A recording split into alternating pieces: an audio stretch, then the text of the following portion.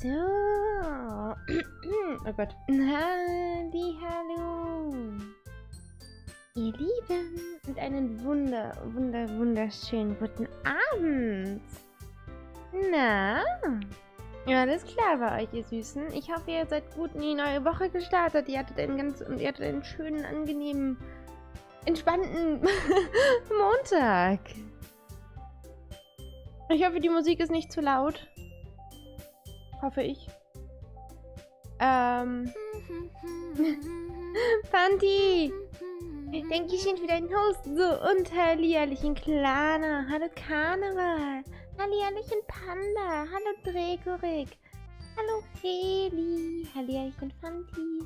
Hallo Kio. Und hallihallo Fairy. Und hallo Alex. Wie geht's euch? Du wolltest es selber spielen. Ja, dann spiel das selber, Furry. Dann spiel es selber.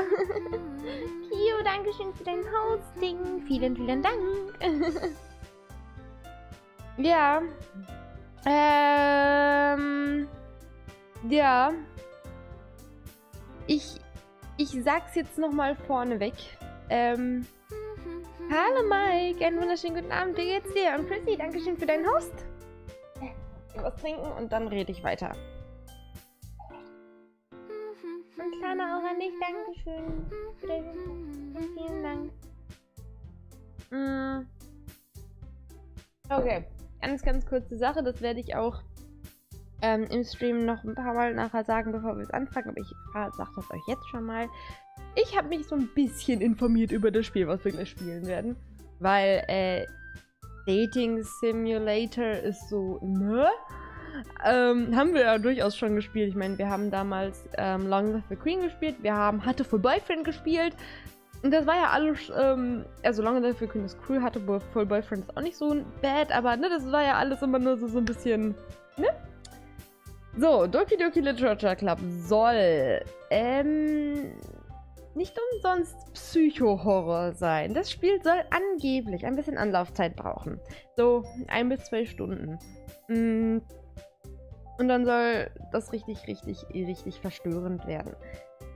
Ich kann euch da an der Stelle sagen, das Spiel hat auch eine eigene Warnung auf der Website und im Launcher, im Spiel nochmal selber, dass es halt sich um so Sachen wie Depressionen, Suizid, Missbrauch, Selbstverletzung und so weiter, dass all sowas in diesem Spiel drin vorkommen könnte und noch mehr. Es wurde nicht alles aufgelistet auf der Seite. Das heißt, ich empfehle euch, wenn ihr mit solchen Themen vertraut seid und damit nicht klarkommt, bitte schaltet den Stream ab, wenn ich das Spiel starte. Beziehungsweise bleibt erstmal die 2 Stunden am Anfang vielleicht okay, aber danach bitte geht. Und bleibt von dem Spiel fern. Ich meine das echt nur gut. Ich kann auch nicht sagen, wie lange ich das Spiel spielen werde, weil ihr wisst, ich habe selber einen Knacks weg. Wir gucken uns das an. Das ist aber nur als Warnung vorne weg. Es ist auch ein Command da, der das nochmal ein bisschen erläutert, damit die später joinen, das auch nochmal mitkriegen, weil mir ist das echt wichtig, dass keiner von euch von einem Spiel wie diesem getriggert wird oder dass irgendwas Blödes passiert. Also, ja. Nur mal so. Jenny, danke schön für deinen Follow. Herzlich willkommen im Chaos. Wie geht's dir, Jenny? Alles gut? So, und jetzt ganz kurz. So, wen habe ich denn jetzt im Chat verpasst? Hallo Flo, hallihallichen Alu. Na, wie geht's euch Süßen? Nebelchen, danke schön für deinen Host. Vielen Dank. Einkaufen gehen oder Stream gucken oder Essen bestellen? Essen bestellen? Nein, du bestellst doch kein Essen. Nein. Ich schalte auch ab, weil ich selber spielen will. Ja, das ist ja was anderes, Ferry. Nebelchen, wie geht es dir? Alles gut? Kein Link voll vergessen, mal zu folgen. Oh. Süße.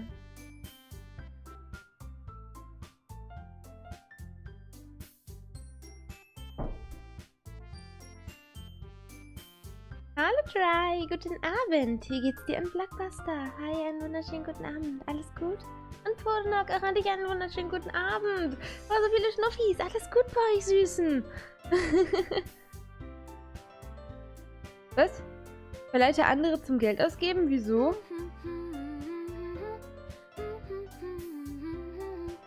Warum verleite ich andere zum Geld ausgeben? Moment, wie was? Hä? Hä? Was habe ich denn jetzt schon wieder gemacht? Hä? Was? Ich bin voll verwirrt. Hallo, danke schön für deinen Host. Vielen Dank. Und hallo Jan. Ich wage es zu streamen, ja. Ja, es ist frech, ne? Finde ich auch. Mist aber auch. Du spielst es, während ich streame. Okay, spielen wir parallel. Ich glaube, du bist schneller als ich, weil ich lesen werde und Dinge tun werde und so was. Und wahrscheinlich viel zu viel mit dem Chat quatschen werde. Mal gucken. Weil wegen Essen bestellen. Ach so, oh Gott. Ja, okay. Sorry oder so.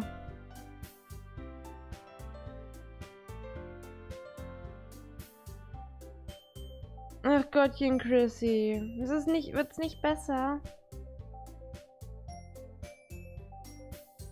Kaum da schon Chaya verwirrt. Ich werde immer besser. Ja, Kier, du bist immer besser.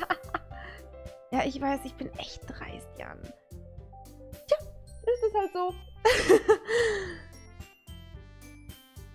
Es gibt ja tatsächlich immer noch Leute, die mich kennen. Ja, klar. So 1, 2. Mod Abuse, Cats Abuse. Also Furry. Ja, aber kleiner sitzt am längeren Hebel. Hallo Sebastian, einen wunderschönen guten Abend. Wie geht's dir? Ein Zombie. Hi, alles gut? Wenn ich jetzt frage, wie geht's deine Wunde von der Streunerin, dann kriege ich gleich wieder irgendwas zu hören. Wie geht es dir, Zombie? Steven Tiger, dankeschön für den Follow. Herzlich willkommen im Chaos. Vielen Dank. Pass auf, Kio, demnächst ist Steven verwirrt, bevor der Stream überhaupt steht. Bestartet, nein, niemals. Niemals, nie, nein. Ich hab vorhin auf Kio, perfekt, ich hab das im Halbschlaf gelesen. Ich hatte mich vorhin ein bisschen hingelegt und ja, stimmt, da war ja was. Jenny und ich snacken einfach gerade zusammen Nudeln aus einer gemeinsamen Schüssel. Leben geht ziemlich steil eigentlich. Oh, ihr Cuties! Was? So Bock auf das Spiel, klingt voll interessant. Aber ich erst gedacht, das wäre 0815 Dating Sim. Ne. Dachte ich auch. Dass ich dann, der Psycho-Heuro soll wohl echt gerechtfertigt sein. Aber das braucht halt so 1, 2 Stunden. Also habe ich jetzt von einem anderen Discord mitbekommen. Ich bin mal gespannt. Wir essen immer. Das Essen ist immer on topic. Was, Fanti, was? Du bist voll müde. Ja, Tommy, das ist ja jetzt echt nichts Neues. Hallo, Maxi. Guten Abend. Sodi, hi. Weil ich mehrfach nach diesem Spiel gefragt worden bin, ob ich es denn spielen würde, weil das in mein Genre reinpasst. Also habe ich jetzt mir ein Herz gefasst und wir gucken uns das einfach mal zusammen an. Permanente Verwirrtheit. Me in a nutshell.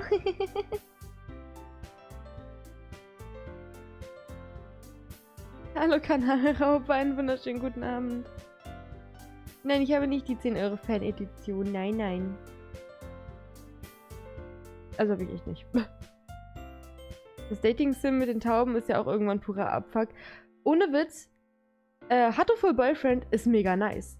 Zumindest die True Endings. Es gibt ja 2 True Endings. Die sind echt cool. Die sind ja auch purer Abfuck. Ja, ich mag das aber.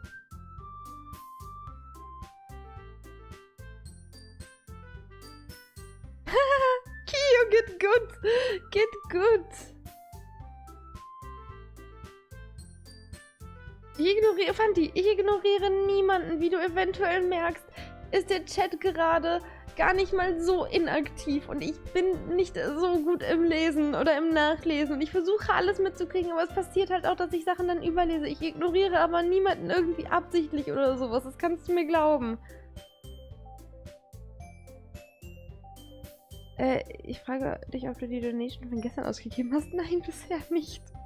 Habe ich noch nicht, Fanti. Das kommt gerade erstmal auf mein Sparkonto.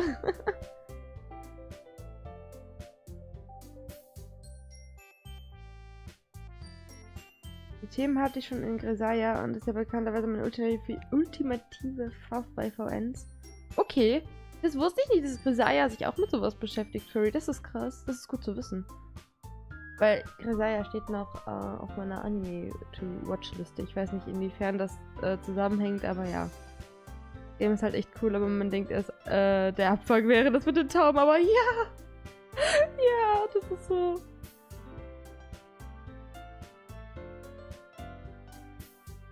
Wow, Kleiner, wow.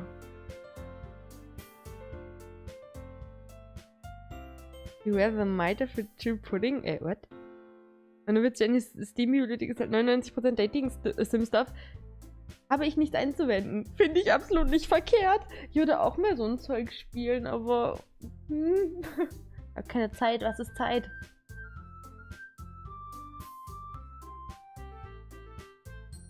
Jana, ich habe keine Ahnung, was du geschrieben hast. Ich habe das nicht gesehen. Aber ich ignoriere, also das habe ich ausnahmsweise mal nicht mit Absicht gemacht. Ich ignoriere gerne, wenn du irgendwas Kitschiges schreibst. Hat sie nicht gesagt, nein. Doki Doki Literature Club hat aber eine bessere Gesamtqualität als Hateful Boyfriend, auch wenn der Anfang total normal ist. Das habe ich halt auch gehört, Jack. Ne, so, da bin ich bin echt gespannt. Ich hab mich nicht erschrocken. Wie, was, hä? Kiosk hat deine Tastatur kaputt gemacht. Das ist ein Buch neben mir. Oh, okay. Nichts Besonderes, es ist mein Terminkalender. Den habe ich mir gekauft, weil ich mir dachte, hallo, ich möchte mein Leben auf die Reihe bekommen und ein Terminkalender ist vielleicht der erste Schritt in die richtige Richtung.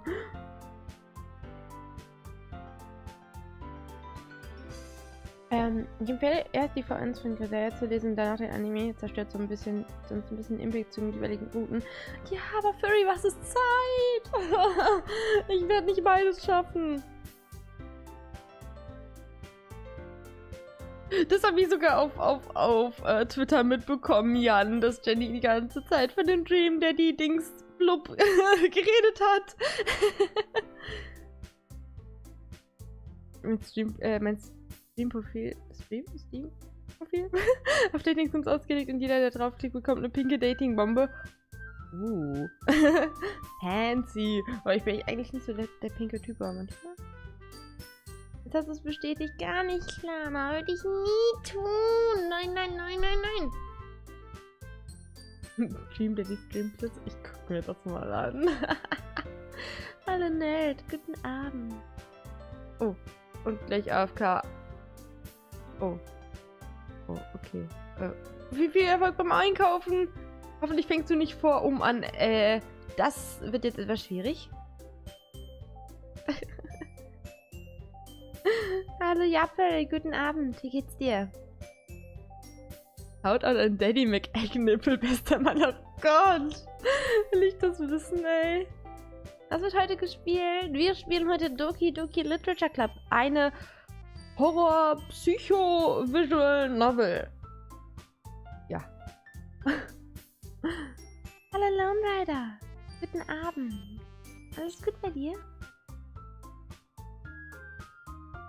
Wie Chaya den Stuhl belegt hat, dass keine Katze eine Cam-Bomb machen kann. Ach. Wenn sie wollen, dann kriegen sie das hin.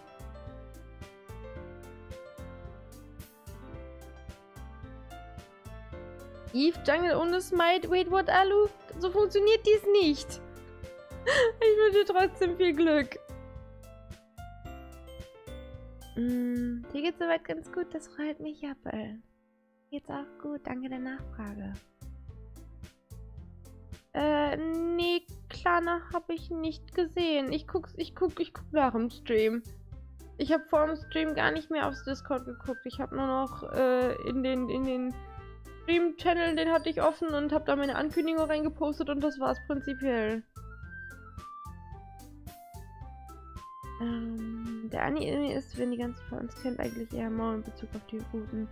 Bei denen wir ganz grob die Story anschneiden und die Enden sind teils anders, zumindest bei Amane und Yumiko. Gott, du wirfst hier mit Namen um dich, aber ich weiß ja, dass es um Chaya geht. Hui. Was ist die Tablet, mit dem ich die unterteile? Wow, Flo, wow. Du bist ja nett. Hallo, Fehler. Guten Abend. Wie geht es dir? Schön, dich zu sehen. Ich werde mir aber, denke ich, bei Chaya echt eher den Anime angucken, weil, wie gesagt, ich habe für beides echt nicht die Zeit. Chrissy, normalerweise gucke ich immer ins Discord. Ich sehe alles, wenn ich, also ich lese den Discord nach der Arbeit nach und hier und da, aber jetzt gerade hatte ich einfach keine Zeit, weil ich noch was machen musste und das war alles furchtbar.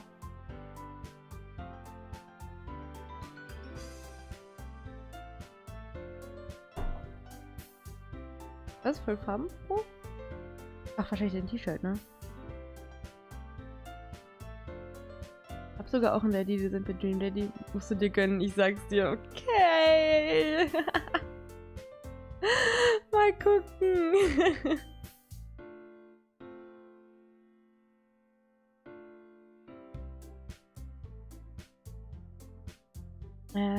Chaya und make you Rakun überkreuzen sich hart im Anime. Oh Gott, ich hab legit ja, wie immer, wenn du anfängst von irgendwelchen V1 oder sowas zu reden und ich mir dann denke mir nur so, oh, ja, okay, das ist ein bisschen viel Impact. Du wirst mit Namen um dich und ich so, wovon redest du? Aber ich glaube, wenn man es kennen würde, würde man es verstehen. Und ich kenne es halt eben nicht. Shirt. Ja, ich guck da nachher nach. Fällt gerade ein, wir hatten auch irgendwann Quertis bestellt. Die müssten eigentlich auch irgendwann in 10 Millionen Jahren mal ankommen. Irgendwann vielleicht.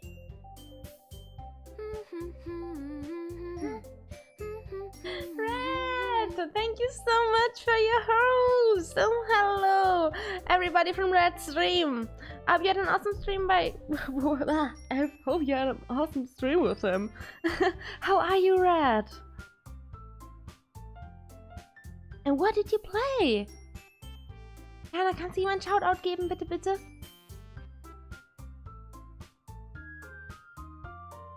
Main Story, Chaya no Kajitsu, Prequel, Chaya no Make You, Sequel, Chaya no Rakuen. Ah, okay, danke schön, Fairy. Damit kann ich was anfangen.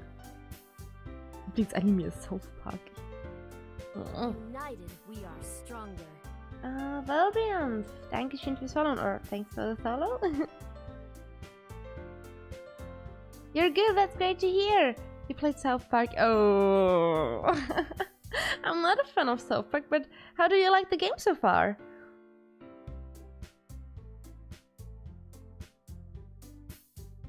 Good English. Schön wär's.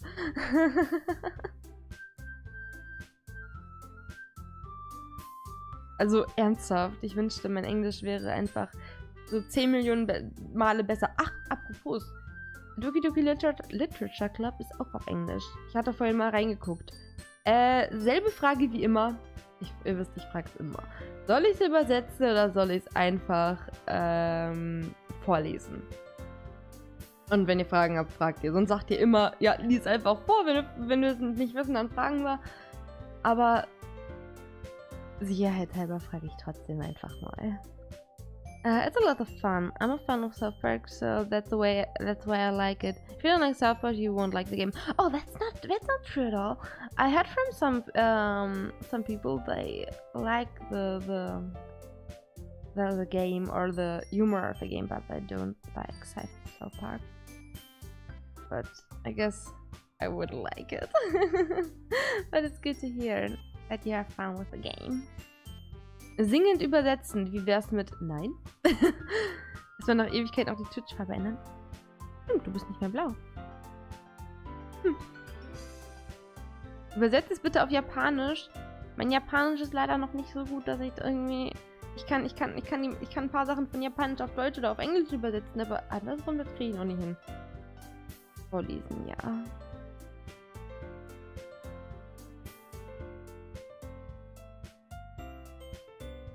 You might, it's kind of like an interactive South Park episode. But I heard so many good things about the game, but no. can't give it a try. I'd love to, but I can't.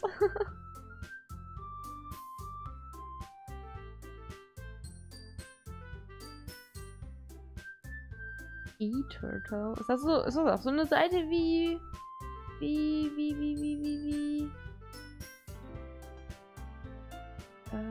QWERTY? Nehme ich jetzt einfach mal an. Ich kann Japanisch, Toyota, Naruto, Mitsubishi. Oh, wow. Wow, Furry, ich bin stolz auf dich. Gute Besserung, Chrissy. Danke, dass du da warst. Hallo, Olaf. Guten Abend. Jetzt die Schnuffi. Oh, Maxi. Ist dein Immunsystem so RIP? Ach, Mann. Die Besserung. Bei mir auf der Arbeit sind auch alle irgendwie so ein bisschen am Kränkeln. Das ist ganz furchtbar. Und ich sitze dann denke mir nur so, also eigentlich geht's mir ganz gut. Steck mich bloß nicht an. Ich möchte echt nicht krank werden, aber ich werde auch nicht so häufig krank, glücklicherweise. Die Turtle hat sich an wie sein Tee-Dingsy. Tee rein in ins Wasser hängen. Das stelle ich mir auch niedlich vor. Bin ich eine gute Baka? Nein. Hallo Deno, einen wunderschönen guten Abend. Alles gut? Kann etwas auf Französisch flirten? Deklaration de Revenu. Revenus? Ne, Revenu wahrscheinlich. Was heißt das, Jappel? Ich kann kein Französisch. Also meine Sprachen beschränken sich tatsächlich einfach nur auf Englisch und Deutsch. Und ein mini bisschen Japanisch, was ich ja aktuell lerne. Und irgendwo verstehe ich auch noch Spanisch und Italienisch, aber das nur ganz entfernt.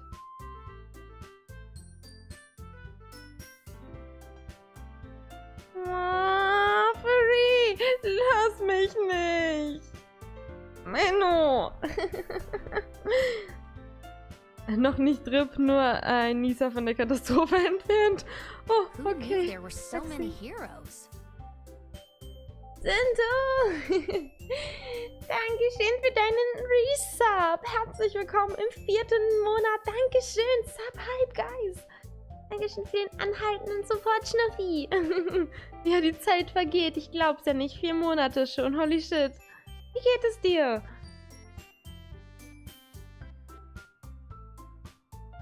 In Französisch kann ich auch flirten, beschränkt sich halt auf voulez-vous coucher avec moi. Nehme ich jetzt einfach mal an, cause Lady Marmalade. Mir geht es super, ich helfe gerade beim Kürbissuppen zubereiten. Habe Räubusch-Tee und Mampfe gefüllte Mini-Paprika. Alter, Olaf, du bist so der... ich hasse dich, ich mag dich so gerne, aber ich hasse dich. Alles Gute von der Arbeit nach Hause, hab mein Schwein gefüttert, was? Das spanne ich jetzt mit Stream und Zocken. Oh, das klingt aber gut. Freut mich zu hören. Mir geht's wunderbar. Danke der Nachfrage. Bis später, Maxi. Also nicht, dass du dich jetzt unsterblich in mich verliebst, weil das echt ein klassischer, ein Kesser französischer Flirtspruch ist, aber das französische Dingsy, heißt Steuererklärung. Oh mein Gott, wie kann man nur so gut flirten?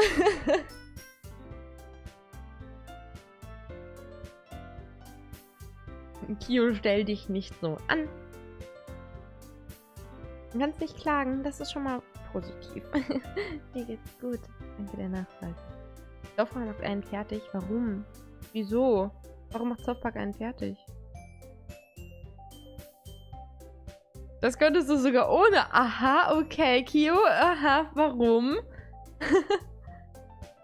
Soll ich anfangen von gestern zu schwärmen? Nein, du sollst nicht anfangen von gestern zu schwärmen. Möchtest du, dass ich dich umbringe? Oh, Futterneid intensifies.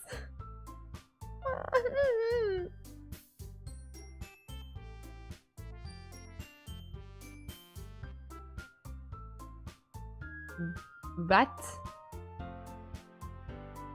Sinto, wie kommst du denn auf Call of Duty Black Ops 2? Ich Ich bin verwirrt. Nein, wir spielen heute Doki Doki Literature Club. Eine 18-Sim Horror Psycho Visual Novel. Ja, ich weiß auch nicht, Klana. Olaf macht nichts anderes als Essen. Der Humor, ach so, alles klar, Lone Rider. Alle zu guter. Halloween steht vor der Tür und du machst nicht auf. Oh, ich mag Halloween. Wenn bei mir jemand klingelt, mache ich trotzdem nicht auf. Ich mag Halloween trotzdem. Pulled Pork ist so gut. Oh Mann. Ich liebe Pulled Pork. Gib mir was.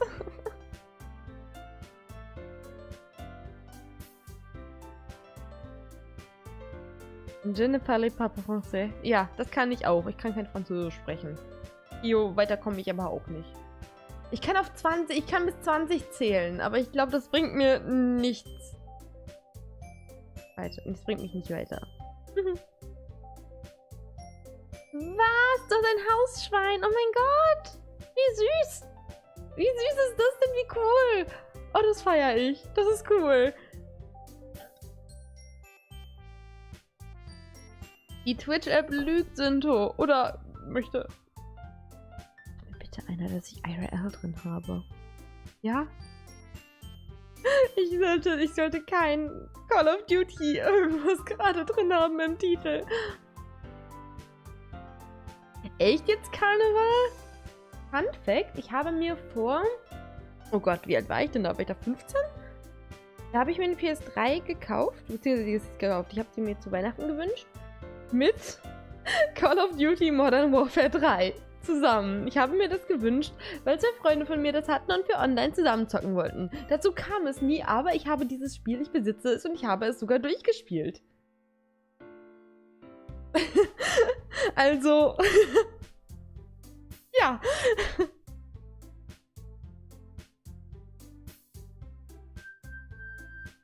Das bezweifle ich irgendwie auch, Alex. 20 schaffe ich vielleicht auch noch nicht sicher. Alles klar, Jan. Danke fürs Dabeisein und viel Spaß. Ich wünsche dir einen ganz wunderbaren Abend. Meine krassen Shooter-Skills zeigen. Nee. Wobei, ich werde aktuell besser in PUBG. Die letzten Male, wo ich gespielt habe ich fast immer einen Kill gemacht. Und bin immer als Letzte gestorben, weil meine Mates nicht verreckt sind. Haut out an der Stelle an Domi und die beiden Max Knuffis. 4. Dezember COD? Nein. Nein. Shooter auf der Playstation ist furchtbar. Um Gottes Willen, nein.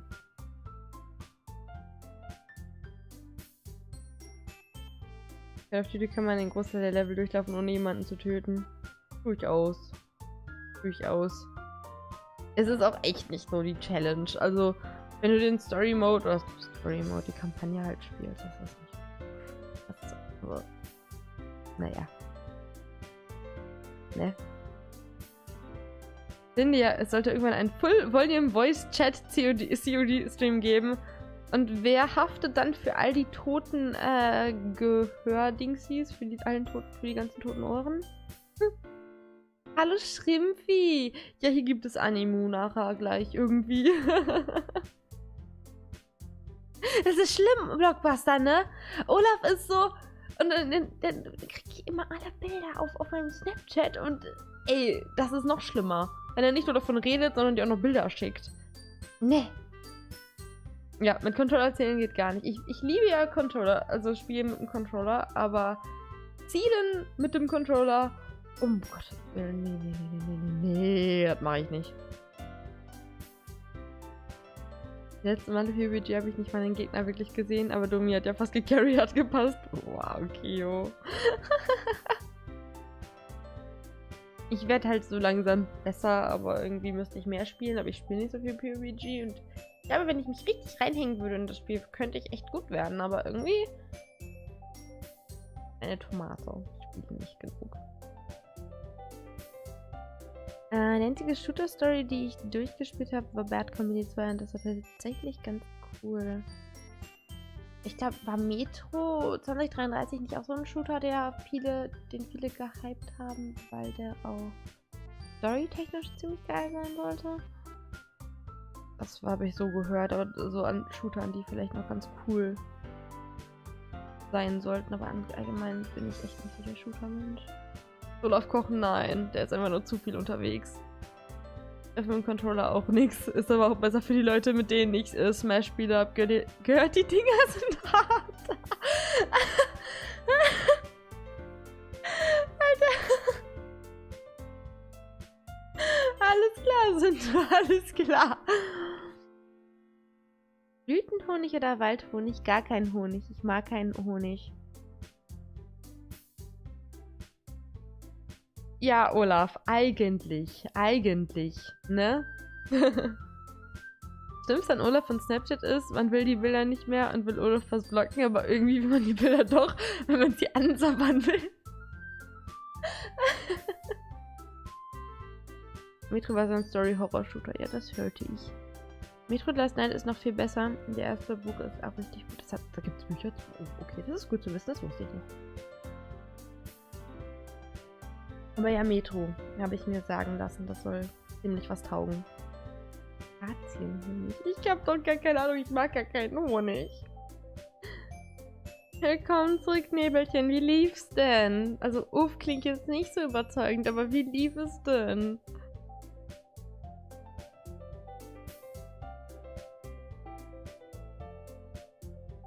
Oh, ich liebe Kürbissuppe. Welcher Kürbis denn, Deno? Also aus Interesse. Ich liebe Kürbis, aber nicht jeden. Aber ich glaube, das ist normal. Hallo Lexi, guten Abend. Wie geht's dir? Die Metro-Bücher sind toll, wo meine Metro 2035 teilweise seltsam geschrieben finde. Okay. Da kann ich nichts zu sagen. Ich habe gehört, in den nächsten 20 bis 30 Jahren soll Schokolade zum Luxusartikel werden und übelst selten zu kriegen sein. Also esst Schokolade, bis ihr platzt. Tu ich! Sieht man doch!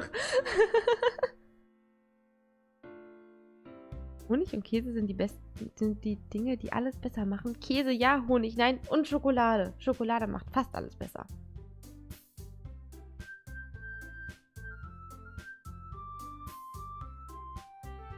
Muss man sagen, aber das ist bei Büchern leider oft so, ne, dass die Fortsetzungen oder die Folgebücher nicht so geil sind. Weil dann ist das erste Buch halt cool und dann wird es gehypt und dann merken die Leute, boah, da kann man ja Geld mitmachen. Und dann schreiben sie es halt so, dann ist es nur so halbherzig und irgendwie nicht so cool und weil da nicht so viel Zeit investiert wurde und dann ist leider sehr, sehr United we are stronger. Sparktail, Dankeschön für den Follow. Herzlich willkommen im Chaos. Vielen, vielen Dank. Und ich habe das Gefühl, dass mein Follow-Sound, mein Follow-Alert ein bisschen leise ist. Ich mache den auch mal ein bisschen lauter, nachdem ich alle anderen Alerts letztens lauter gemacht habe. Kann der ja wohl auch noch mal ein Stückchen lauter. So. Ich hoffe, das ist jetzt besser. 3.7 und habe trotzdem ein besseres Rating als die letzten Seasons, wo ich teilweise 8.2 aus den Placements gegangen bin. Und ich habe teilweise reingesuckt.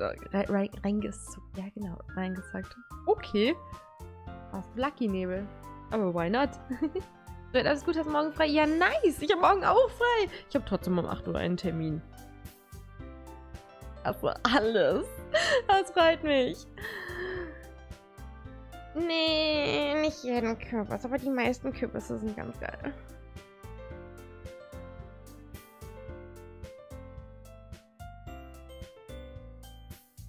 Schokolade. Chaya auf der Arbeit stecken in den Essen... Was? In den Essenautomaten? Jetzt Kinderriegel. Was? Ach so! Auf der Arbeit stecken in den Essenautomaten jetzt Kinderriegel. Ach du meine Güte, jetzt habe ich es richtig gelesen. Das hat mich heute eventuell glücklich gemacht. Oh Gott! Kio wird arm.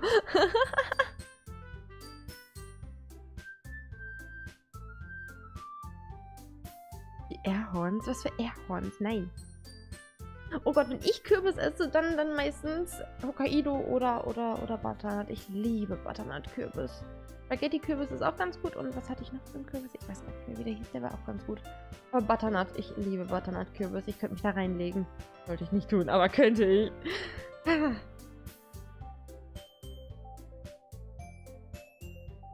Ich habe auch morgen frei. Ja, nice. Ich habe morgen frei und dann muss ich tatsächlich 7 Tage arbeiten. Nee, 6. Oder 7? Moment. Das kann ich sogar nachgucken. Ich bin ja organisiert. Was ist denn morgen für ein Tag? Keine Ahnung. Dienstag. 2, 3, 4, 5. 6. 6 Tage arbeiten.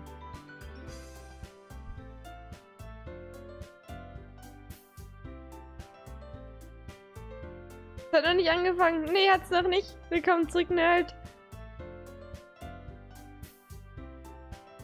Der Riegel für 50 Cent.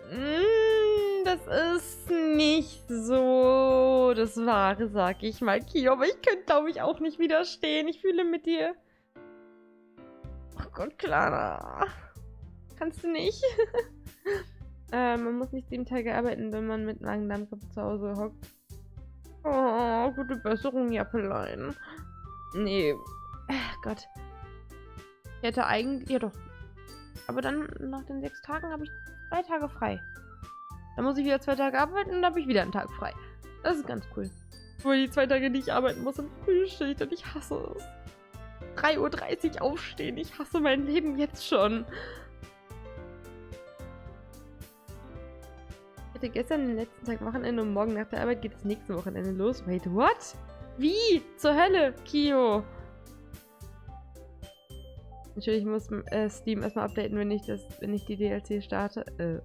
Okay. Wow. Oh, ich möchte auch Döner. Verdammt. Das ist doch alles. Normalerweise mache ich das vorher immer.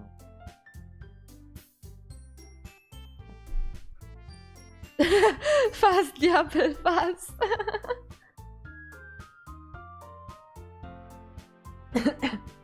Nein, Klana, aus, okay? Das, lass mal gut sein, bitte. Ich hab die Tage auch einen Pulled Pork Burger. Alter. Warum essen alle Pulled Pork? Okay, ich hatte letzten Tag Pulled Pork, also darf ich mich eigentlich nicht beschweren, aber das ist so gut. Das Schwein in Guinness mit Rosmarin und Chili. Oh. Ich bin ein bisschen neidisch. Urlaub für 3 Wochen. 3 Wochen? Ey, nice. 3 Wochen wären mir, glaube ich, zu lang, um ehrlich zu sein. Ich habe ja jetzt eine Zeit lang, also ich arbeite jetzt noch nicht so lange, aber ich habe mal gemerkt, so 3 Wochen am Stück nichts tun, das ist echt schon... Weiß ich nicht. Aber das sagtest du ja letztens schon, ne? Du fährst ja auch weg und so. Ja, aber ich weiß nicht, 3 Wochen Urlaub finde ich für mich persönlich zu lang. Vor allem, weil ich so freie Tage lieber aufs Jahr, also so aufteile und so. Wie? Wieso hast du denn danach noch 17 Resturlaubstage? Wie ist das möglich? 3 Tage frei, 2 Tage Arbeit, 2 Tage frei, 7 Tage Arbeit, 5 Tage frei, 9 Tage Arbeit. Das ist irgendwie komisch, Kio. Ich weiß auch nicht.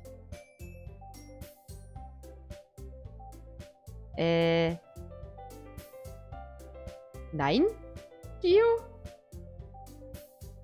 Nein? Nein, ich weck dich nicht. Das kannst du knicken.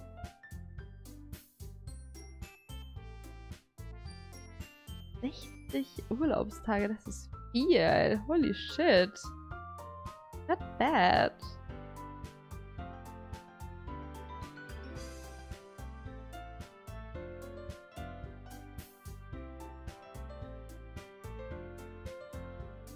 Jo, möchtest du, dass ich dir ins Ohr schreie? Dann reden wir nochmal über angenehme Wegstimme.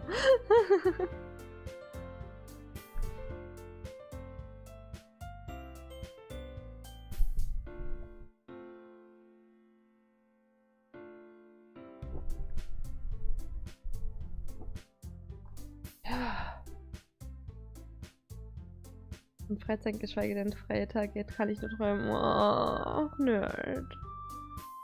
Oh, suddenly hell. Mal ganz kurz das machen.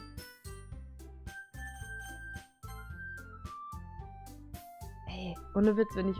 Das sieht so... Egal, ihr seht es nachher. Gleich.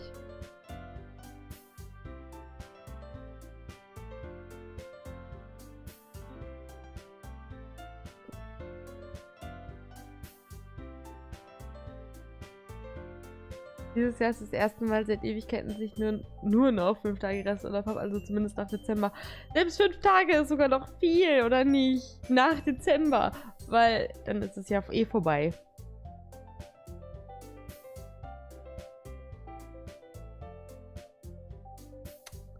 Helfe gerne, Kio, helfe gerne. Freut mich, dass Kio hat ganz viel Urlaub bei mir gemacht. Vor allem, als er beim Umzug geholfen hat und ganz viel schleppen durfte, hat er richtig gut Urlaub gemacht.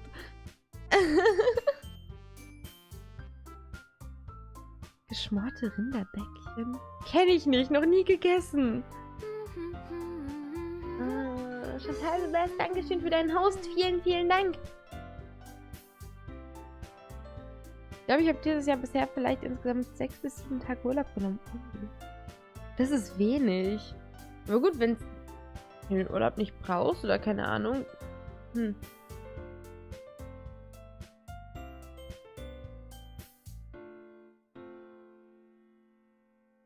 Furry, das wird bei deinem Kartoffel-Internet nicht passieren. Also, ne?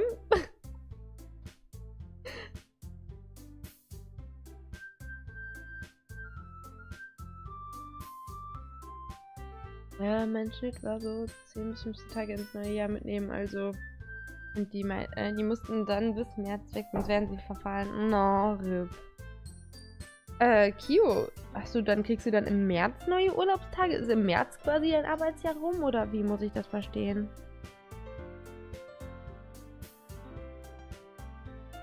Achso, oh, das ist blöd, Lexi, das ist unglücklich. Weil ich glaube, wenn du Urlaub wollen würdest, könntest du ihn dir auch irgendwann nehmen.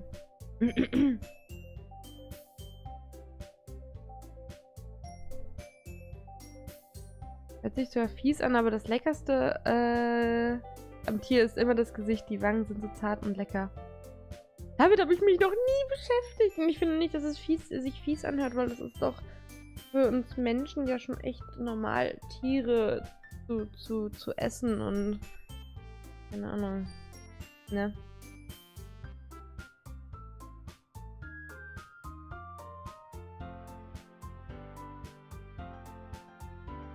Hörige gibt es bei uns in der Firma jetzt auch wegen mir. Eigentlich gibt es die, glaube ich, immer. Also, normal, sollte die das nicht Standard sein? Das ist komisch.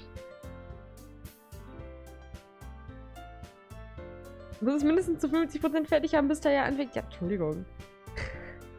Edi, hallo.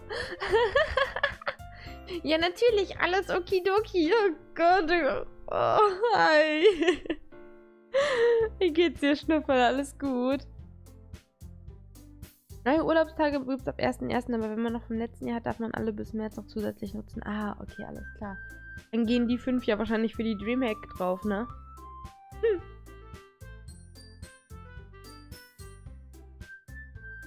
Gesetzlich vorhanden, aber kann im Arbeitsvertrag darauf verzichtet werden vom Arbeitgeber. Ah, alles klar, das wusste ich nicht. Wieder was gelernt.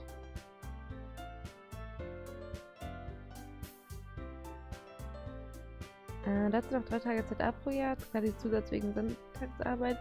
Und man kann mehr Arbeit aufbauen, an freien Tagen arbeiten und dann entweder auszahlen lassen oder halt zusätzlich frei. Ah. Nicht schlecht. Müde. Oh, dich gut aus, Edileinchen. Aber das ist relativ früh, finde ich sogar. So, wenn ich bedenke, wann du sonst teilweise nach Hause gekommen bist.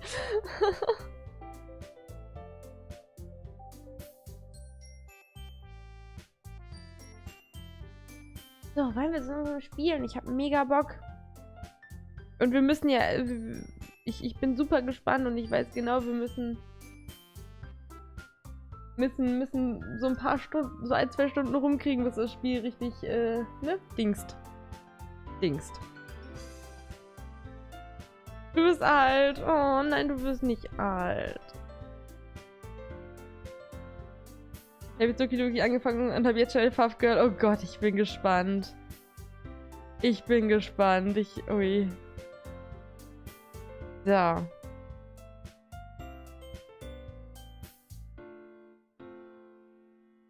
Gerne, Jenny. Sehr gerne. Viel Spaß damit. So, und dann werden wir nämlich jetzt auch spielen. So, Spiel sollte geupdatet sein, hoffe ich. Und an der Stelle jetzt nochmal das, was ich am Anfang des Streams gesagt habe, weil jetzt sind ein paar mehr Schnuffis gerade da. Also dieses Spiel ist wohl absoluter Psycho-Horror und das auch als Warnung. Solltet ihr irgendwelche Probleme mit Depressionen oder ähnlichem haben oder mit Suizid, ich weiß nicht was, dann solltet ihr besser nach so 1,5 bis 2 Stunden ausschalten. Ganz dringend. Wenn ihr da sowas nicht verarbeiten könnt, weil da sehr, sehr viele verstörende Bilder drin sein sollen. Auch wenn das jetzt wie ein 0815 Dating-Sim aussieht. Das Spiel soll es richtig in sich haben. Ja, das nochmal als Warnung für euch, weil mir ist eure Psyche echt wichtig. Und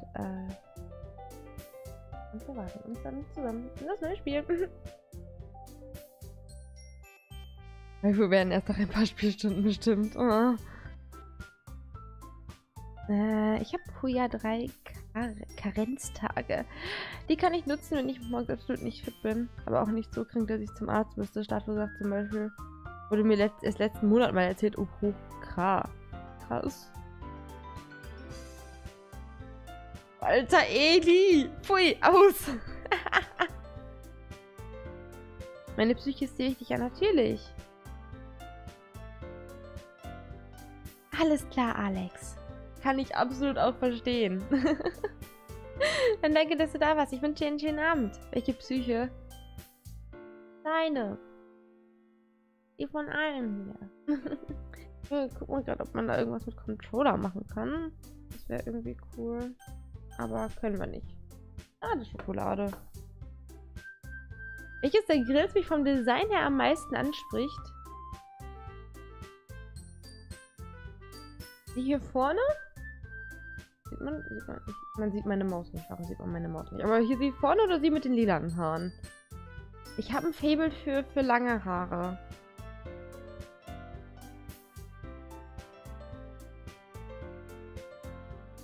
Ja, Entschuldigung. Jake, das Problem ist, ich liebe es, mich so in meinen Stuhl zu dingsen und dann...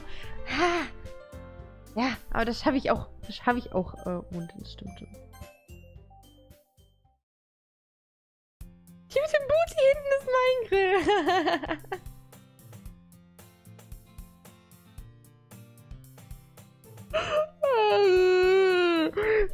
Nur weil ich auf schöne Booties stehe, Entschuldigung.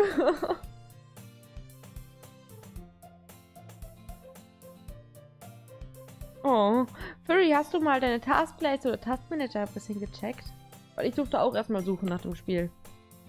Also, hey! I see an annoying girl running toward me from the distance, waving her arms in the air like she's totally oblivious to any attention she might draw to herself. Oh god. That girl is Sayori, my neighbor and good friend since we are children. You know, the kind of friend you'd never see yourself making today, but it just kind of works out because you've known each other for so long. We used to walk to school together on days like this, but studying around high school, she would have overslept more and more frequently, and I would get tired of waiting up. But if she's going to chase after me like this, I almost feel better off running away. However, I just sigh and idle in front of a crosswalk and let Sayori catch me up. I overslept again! And I caught you this time. Maybe, but only because I decided to stop and wait for you. Übrigens, den Namen habe ich vorhin schon eingegeben.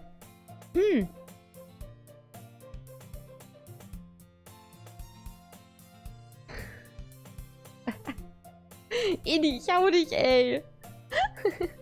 Klana, ich lasse meine Haare eh wieder wachsen. Ich vermisse meine langen Haare. Ich hatte sie ja mal bis hier und ich möchte sie gerne wieder so lang haben. Wer den Booty nicht ehrt, ist den Body nicht wert oder so. Booty, um ehrlich zu sein. Ja, Kio, alles nur für dich. Oder alles nur für euch. Eh? You say that like you are thinking about ignoring me. That's mean, Chaya. Well, if people stare at you for acting weird, then I don't want them to think we're a couple or something. Fine, fine. But you did wait for me after all. I guess you don't have it in. You don't have it in you to be mean, even if you want to. Hallo, das bin ich. Selbst wenn ich böse sein möchte, ich kann es nicht. Whatever you say, Sayori.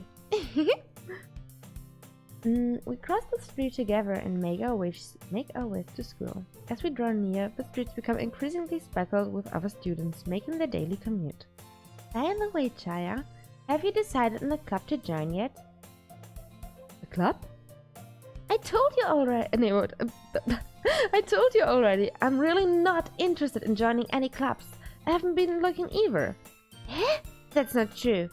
You told me you would join a club this year. Did I? I'm sure it's possible that I did. In one of our many conversations where I dismissively go along with whatever she's going on about. Sayori likes to worry a little too much about me. When I'm perfectly content, just getting by on the average while spending my free time on games and anime. Dude, I was talking about how I'm worried that you won't learn how to socialize or have any skills before college. Your happiness is really important to me, you know. Das Englisch ist anstrengend und ich verhaspel mich, aber passt schon. Jetzt bin gar nicht mean. 5 Jahre später, Windows da, instant keine Rückmeldung. Furry hat's kaputt gemacht! Willkommen zurück, Maxi. Das wäre so ich. Habe ich das echt gesagt? Mist, ich in mein vorlauter Mund. And I know you're happy now, but I die at the thought of you becoming in need in a few years because you're not used to the real world. You trust me, right? Don't make me keep worrying about you. Alright, alright. I'll look at a few clubs if it makes you happy. No promise though. Will you at least promise me you'll try a little? Yeah, I guess I'll promise you that. Yay! Why do I let myself get lectured by such a carefree girl? More than that, I'm surprised I even let myself relent to her. I guess seeing her worry so much about me makes me want to ease her mind at least a little bit. Even if she does exaggerate everything inside her head. Hallo Anton! Doki Doki! Anton, wie geht's dir? Practice makes perfect. Ja, practice makes perfect. Das war die Wahrheit gestern, Lana. The school day is ordinary as ever. And it's over before I know it. After I pack up my things, I stare blankly at the wall, looking for an ounce of motivation. Clubs. Sayori wants me to check out some clubs. I guess I have no choice but to start with the anime club.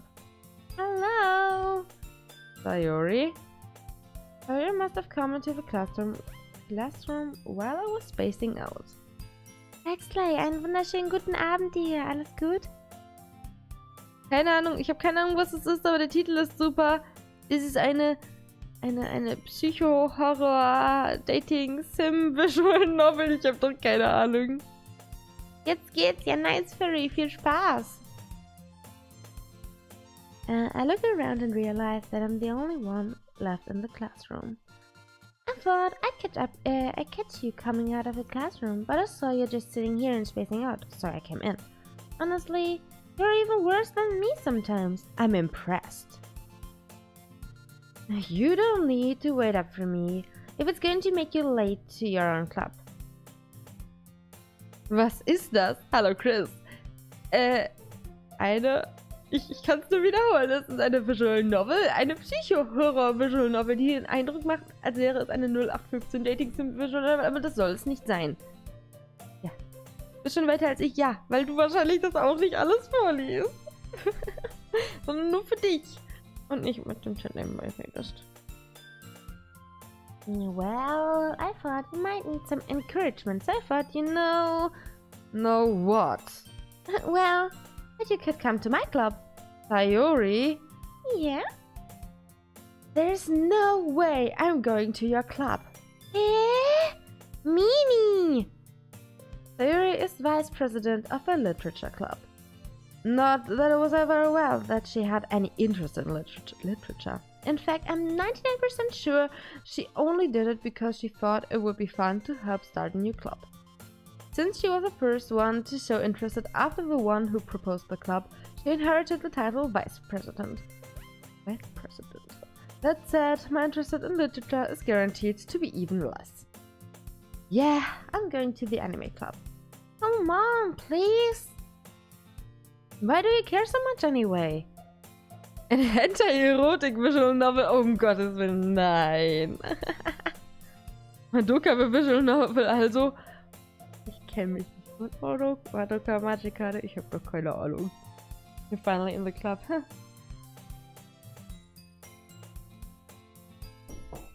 Ich will nur sicher gehen, dass du dir auch wirklich die Clubs ansiehst. Kein Vertrauen. Wie sagt man so? Vertrauen ist gut, Kontrolle ist besser. Ich weiß nicht, wie es dir geht. Oh. Dass du lebst, ist die Hauptsache, Praxley. Mega müde wegen Prüfungen, kein Schlaf und Vater und so weiter. Aber och Mann. Erhol dich gut, Schnuffi. Mir geht's wunderbar. Danke der Nachfrage, oh Gott. Ich musste gerade lachen, wenn ihr das Kio geschrieben hat. Oh, I'm a furry. So. Well, I kind of told the club yesterday I would bring a new member, and Natsuki made cupcakes and everything. Don't make promises you can't keep. I can't tell if Sayori is really that much of an airhead. Oh, she's so cunning. Must have planned all of this out. And let out a long sigh. Fine. I'll stop by for a cupcake, okay? Yes, let's go! Oh Gottes Willen.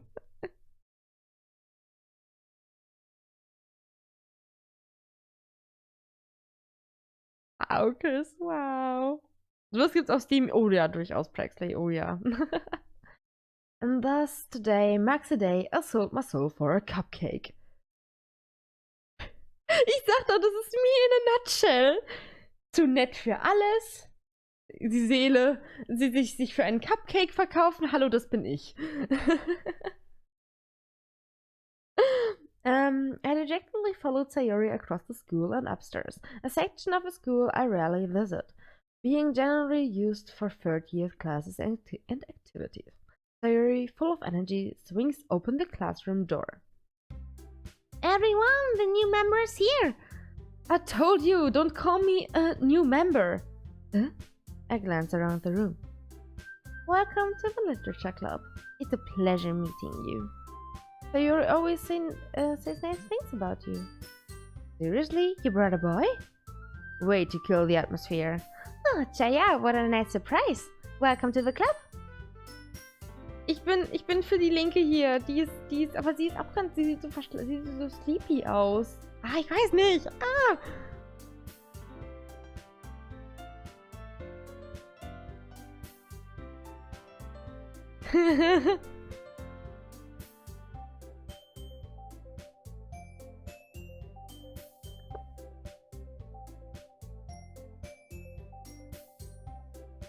Willst du diesen Cupcake für deine Seele kaufen? Ja, bitte! Nein, Moment, halt! Ich brauche meine Seele noch! Winkel 1, Girl 2, Girl 3, tolle Namen. Ja, offensichtlich, ne? Ich mag die mit den lila Haaren, die verdeckt wird. Ah, ja, stimmt, ihr seht die gar nicht. Wartet mal. Ich kann mich auch hier reinpacken. Dann ist ein bisschen was von der Textbox weg. Aber ich lese es ja sowieso vor. Wartet mal ganz kurz, wie... Ja. All words escape me in this situation. This club is full of incredibly cute girls. Oh man. What are you looking at? If you want to say something, say it. Oh, so sorry. Natsuki. Ah. The girl with a sore attitude, whose name is apparently Natsuki, is the one I don't recognize. Her small figure makes me think she's probably a first year. She is also the one who made cupcakes, according to Sayori. You can just ignore her when she gets moody. Sayuri says that quietly into my ear, then turns back towards the other girls.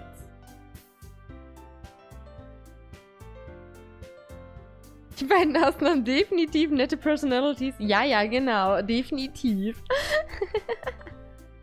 Mehr Gründe braucht es wohl nicht, sich einem Club anzuschließen. Ja, offensichtlich. Cupcakes und cute Girls. Alter Kio! Nein, das ist Natsuki. Natsuki. Natsuki. And this is Yuri, the smartest in the club. Don't say things like that. Yuri, who appears comparably more mature and timid, seems to have a hard time keeping up with people like Sayuri and Natsuki. Oh well, it's nice to meet both of you. And it sounds like you already know Monika, is that right? That's right. It's great to see you again, Chaya. Monika smiles sweetly. Oh, we didn't know each other. Well, we rarely talked, but we were in the same class last year. Monika was probably the most popular girl in class. Smart, beautiful, athletic, basically completely out of my league. So having her smile at me so genuinely feels a little... You too, Monika. Come, sit down, Chaya. We made room for you at the table, so you can sit next to me or Monika. I got the cupcakes. Hey, I made them. I'll get them. Sorry, I got a little too excited. Then how about I make some tea as well? The girls have a few desks arranged to form the table. As I mentioned, it's been widened, glaube ich, ne? So that there's one space next to Monika and one space next to Sayuri. Natsuki and Yuri walk over the corner of a room where Natsuki grabs a wrapped tray and Yuri opens the closet. Still feeling awkward, I take a seat next to Sayuri. Jetzt bin ich vor dem Text. Kann ich auch kleiner machen. Na? Jetzt bin ich winzig. Jetzt bin ich immer noch ein bisschen vor dem Text, aber ich glaube, das ist nicht so schlimm.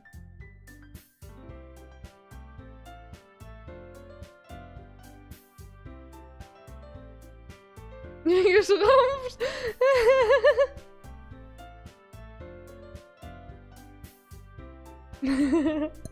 Oh Mann. Aber ich meinte ja, es ist nicht so schlimm, wenn ich vor dem Text bin, weil ich lese es halt eh vor. Ich bin doch immer klein, ihr wisst es doch. Gucken. Das geht. Natsuki proudly marches back to the table, tray in hand. Okay, are you ready? Ta-da! Wow! Natsuki lifts the foil of a tray to reveal 1,000 white, fluffy cupcakes decorated to look like little cats. Aber wartet mal ganz kurz, ich guck mal ganz kurz. Wir können das so anpassen, viel größer, dann passt es direkt an den Text. Sonst hoffe ich, dass das nicht weiter dingst. So.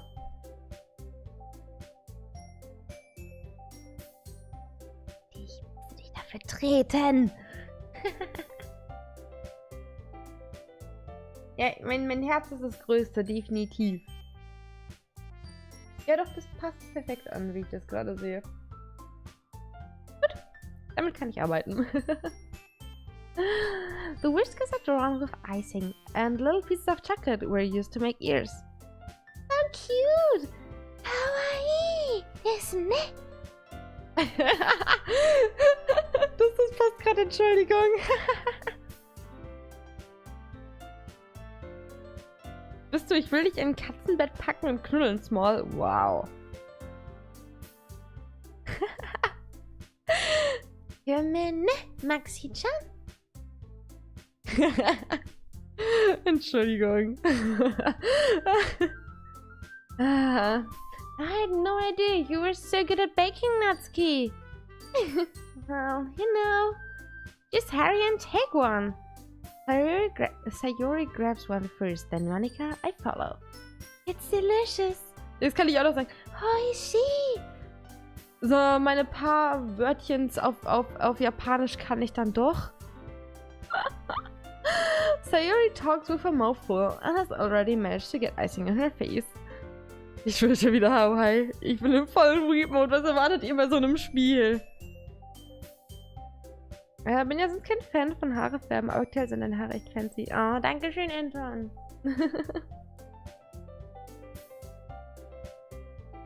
War schon lange nicht mehr aus dem Read-Mode raus. Ey. War schon lange nicht mehr im Read-Mode drin. I turn the cupcake around my fingers, looking for the best angle to take a bite. Ich würde mich auch voll sauen bei solchem Cupcake. So einfach, wenn ich da reinbeiße, dann habe ich das ganze Gesicht voll mit dem Icing. Natsuki's quiet. I can't help but notice her sneaky glances in my direction. Is she waiting for me to take a bite? I finally bite down. The icing is sweet and full of flavor. I wonder if she made it herself. This is really good. Thank you, Natsuki. Why are you thanking me? It's not like I... Haven't I heard this somewhere before? Made them for you or anything? Eh? I thought you technically did, Sayori said. Well, maybe.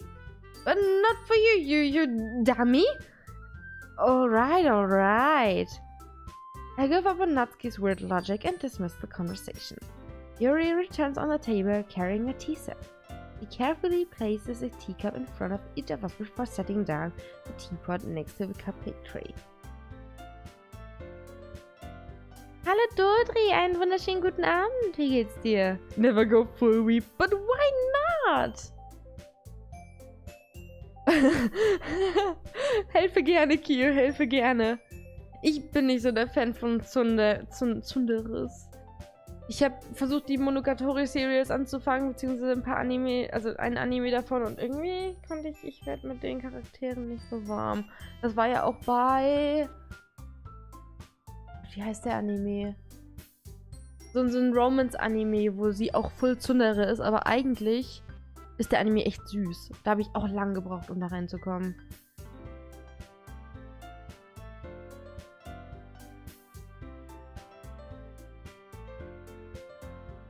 Wie so klischee-süß, wie das jetzt schon ist. Das wird auch ordentlich ins Miese gehen. Ja. You keep a whole tea set in this classroom?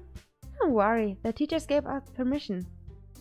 After all, doesn't a hot cup of tea help you enjoy a good book?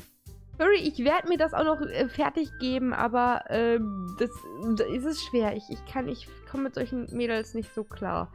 Starke Frauen hin oder her, aber so aufbrausend, Das Einzige, was Tsundere toppt, ist Yandere. Yandere Simulator! Mein Herz für den Yandere Simulator! Ich bin kein Teemensch. Tut mir leid, Yuri. I guess. Don't let yourself get intimidated, Yuri's just trying to impress you. Eh? That's not... Insulted, Yuri looks away. I mean... That, you know... Oh mein Gott, sie spielt mit ihren Haaren!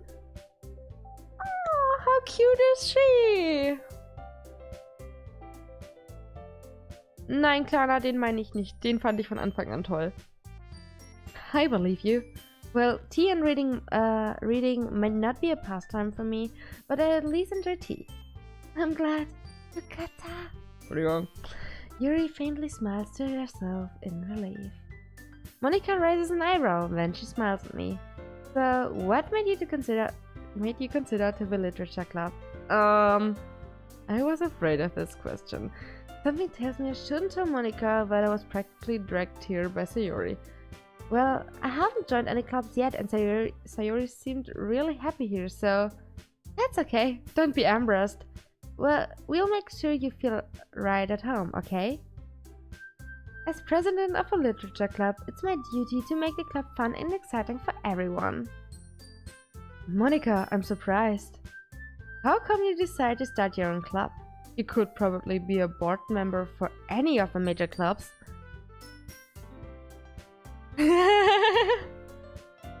Kio, ich musste das damals auch googeln, also wann ich mal Yandere Simulator streame? Leider nie. Ich wünschte, ich könnte, aber auf Twitch ist es verboten. Ah, Toradora, genau, Toradora. Toradora ist so ein schöner Anime, aber ich habe echt 2 Anläufe gebraucht, um mit dem warm zu werden.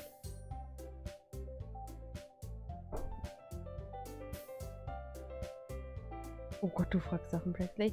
Hallo Katrin! Ja, ich bin Doki Doki. Oh.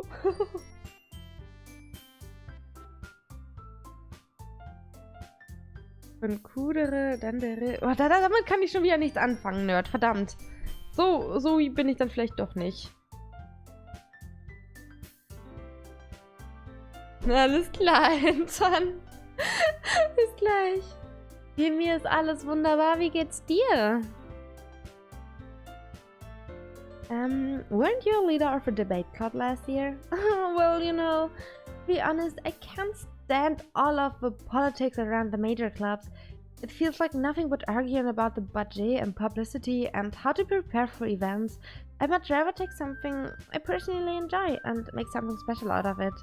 And if it encourages others to get into literature, then I'm fulfilling that dream. Monica really is a great leader. Yuri also nods in agreement. Then I'm surprised there aren't more people in the club yet. It must be hard to start a new club. You could put it that way. Not many people are very interested in putting out all the effort to start something brand new.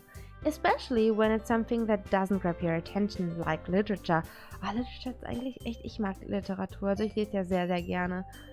Aber ich kann es auch verstehen, wenn einem das zu anstrengend ist, sag ich mal. Welchen Monogatari-Teil hast du bis welche Folge Furry? Ich habe keine Ahnung. Ich weiß nicht mehr, wie der hieß. Da ist dieses Mädchen vom Himmel gefallen. In diesem Rondell, so fing der an. Den habe ich irgendwie 2 Folgen geguckt oder so. Super, das freut mich zu hören. War Yandere Simulator das, bei dem man das Mädel in der Schule spielt und alle Konkurrentinnen killen muss? Genau, Kio, genau. Hallo, Pierre. Ja, ich spiel's, genau, oder so. Ist krass, dass das doch mehr Leute kennen, als erwartet. Barbake Monogatari, das kann sehr gut sein, Furry. Das kann sehr gut sein. So. You have to work hard to convince people that you're both fun and worthwhile, but it makes school events like festivals that much more important. I'm confident that we can really grow this club before we graduate. Right, everyone? Yeah, we'll do our best. You know it. Everyone enthusiastically agrees. Oh Gott, ey. Ja, schön, dass ihr alle so enthusiastisch seid. Wenn es um Yandere geht, ist Mirai Nikki wohl der Parade-Anime, zugegeben einer meiner Favoriten. Ich finde Mirai Nikki auch ganz cool. Wobei mir das ständige Yuki total auf den Kick geht irgendwann. Es gibt einen Grund, warum es Leute kennen. Ja, Pierre, ich kann es mir schon vorstellen. Haben viele große YouTuber gespielt. Okay, das wusste ich nicht. Destiny 2 morgen. Oh. Von Destiny habe ich auch so viel gehört, aber ich habe mich bisher nicht damit auseinandergesetzt.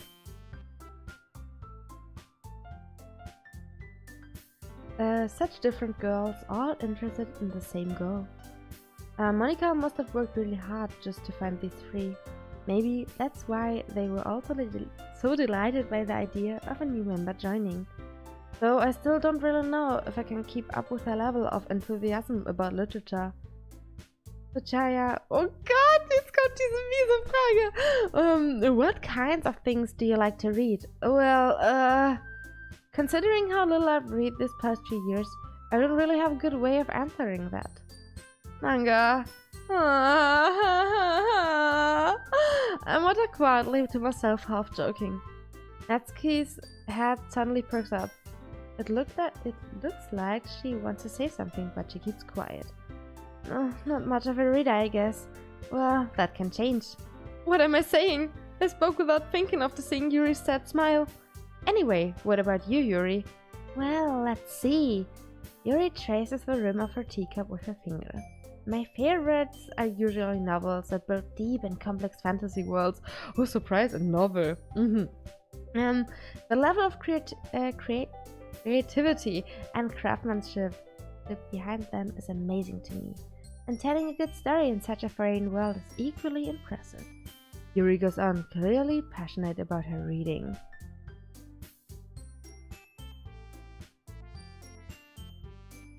Alle noch am Leben, willkommen zurück, Anton. Ja, Katrin. Manga sind doch irgendwie auch Literatur, da gibt es immer einen Text zwischen den ganzen Bildchen. Ja, gut.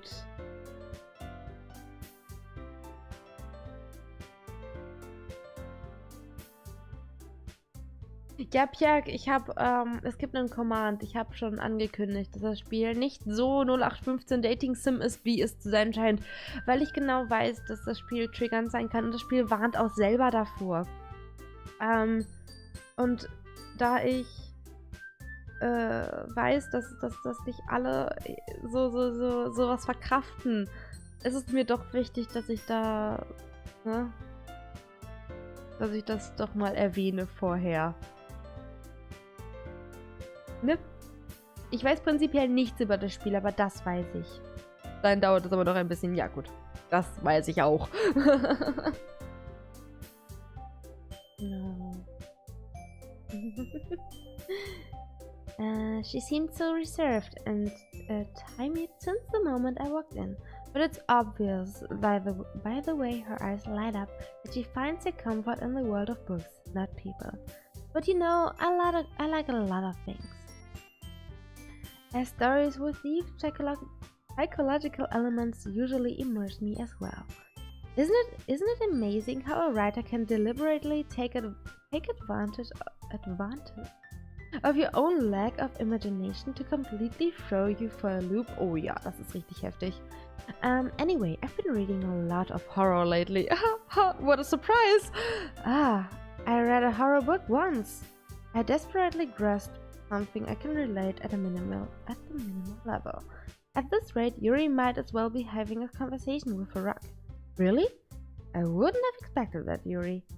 For someone as gentle as you, I guess you could say that. But if a story makes me think or takes me to another world, then I really can't put it down. Surreal horror is often very successful at changing the way you look at the world, if only for a brief moment. Ugh, I hate horror. Oh, why is that? Well, Natsuki's eyes stared over to me for a split second. Never mind. That's right. You usually like to write about cute things, don't you, Natsuki? Der Monogatari-Film war das Beste bisher. Ich muss mit der Monogatari-Series, irgendwann komme ich dazu, mir das alles anzuschauen. Irgendwann in 10 Millionen Jahren. Willkommen zurück, Olaf. Mein Favorit ist bisher entweder Tsuki oder Hana Monogatari. Was? Ich kenn mich doch nicht aus. Because Horror ist horrifying, ja! Ganze Monogatari-Anime ist mega. Bin noch nicht warm geworden damit. Ich arbeite dran. Aber wie gesagt, bei Toradora habe ich ja auch so meine Anläufe gebraucht und dann fand ich es ganz, ganz toll. Ja. What? What gives you that idea? You left a piece of scrap paper behind the last club meeting. It looked like you were working on a poem called Don't Say It Out Loud and Give It Back. Fine, fine. Your cupcakes, your poems, everything you do is just as cute as you are.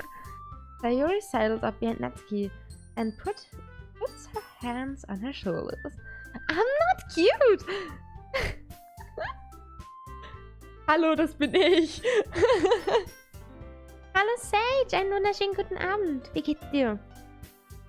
Natsuki, you write your own poems? Well, I guess sometimes. Why do you care? I think that's impressive. Why don't you share them sometimes? No? Natsuki averts her eyes. You wouldn't like them. Not very confident writer yet. I understand how Natsuki feels.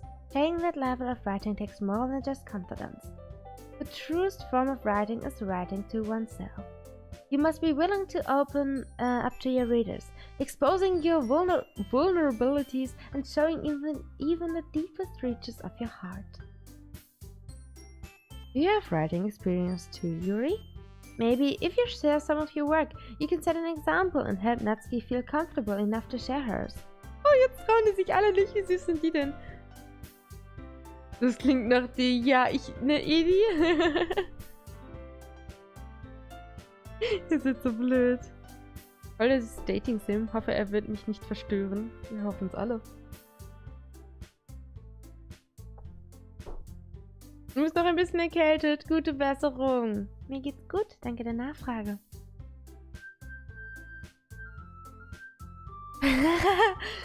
Solltest nicht zitieren, dass du seit 5 Minuten an der Spekulatius-Tüte rumfummelst, Chris.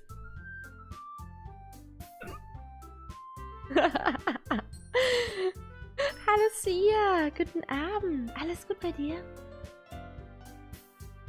I guess that's the same for Yuri.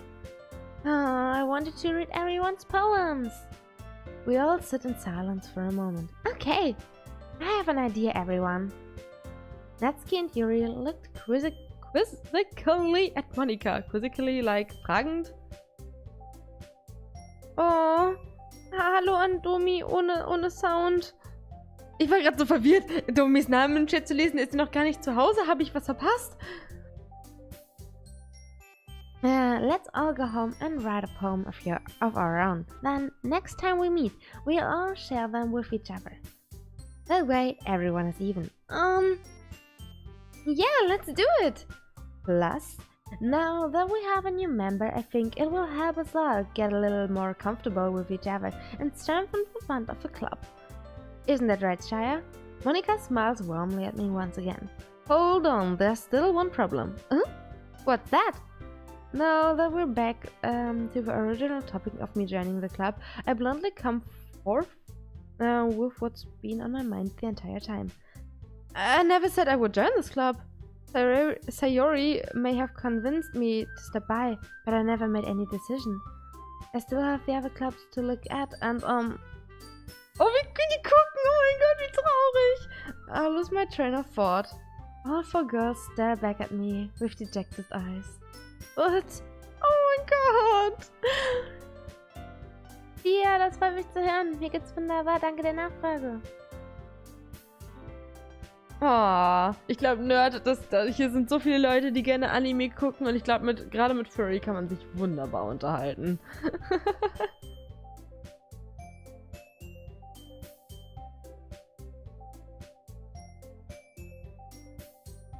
Alter Chris.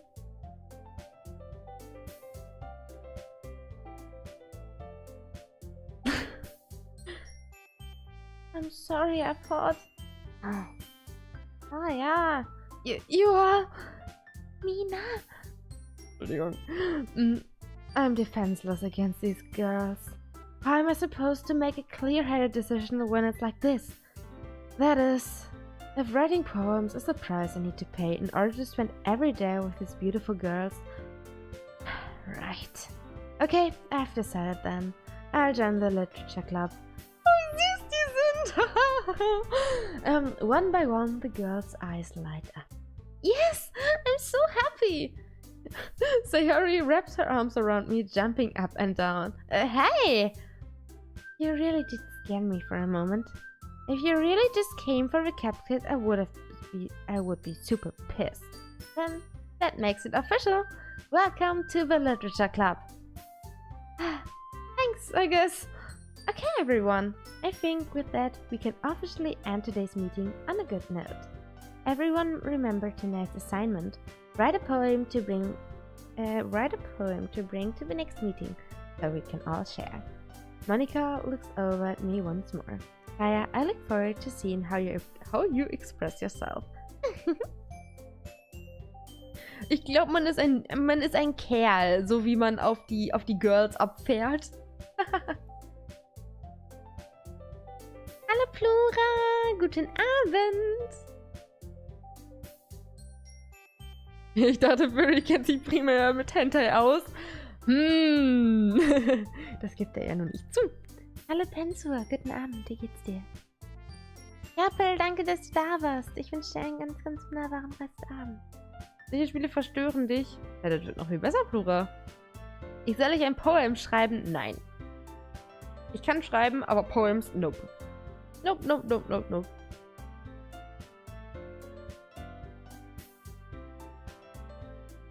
Can I really impress the class star Monica with my mediocre writing skills? Nope.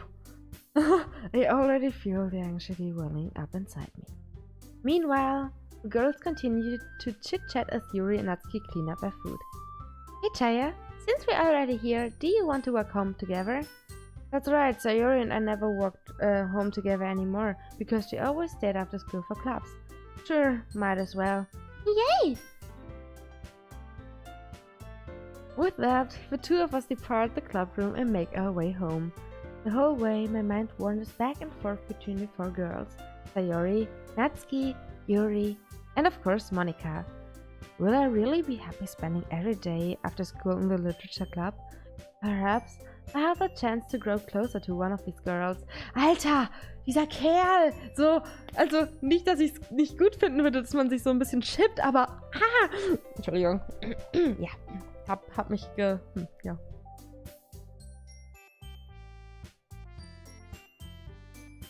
Schreiben Sie nicht Poem? Nein.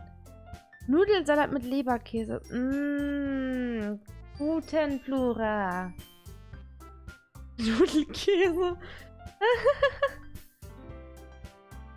I just need to make the most of my circumstances. I'm sure a good fortune will find me. And I guess that's with writing a poem tonight. Die Mädels sind auf jeden Fall interessanter als Gedichte zu schreiben. Definitiv. Durchaus. It's time to write a poem. Okay. Pick words you think your favorite club member will like. Something good might happen when whoever likes your poem the most.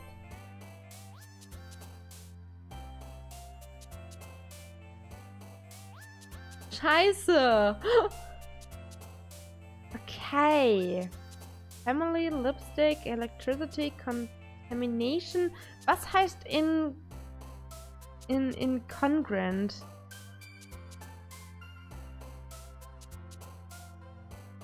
Warum nur eine, wenn nicht direkt alle? Das hier ist immer ein Anime. Gib voll Harem.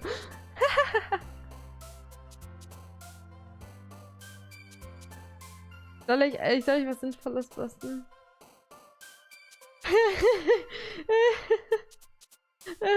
Love is pain. Keine Ahnung, ich weiß doch nicht. Scheiße. Okay.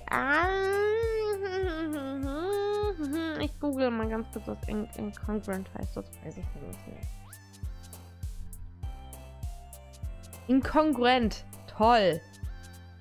Was soll jenes bedeuten? Was bedeutet incongruent? Ich kenne das nicht mal auf Deutsch. Nicht Übereinstimmung. Okay, alles klar, weiß ich Bescheid. Alles klar, Lexi, danke, dass du da warst. Wünsche dir einen schönen Abend. Chemistry of melting the solution of a process affecting the components of an alloy or of a substance differently. Okay.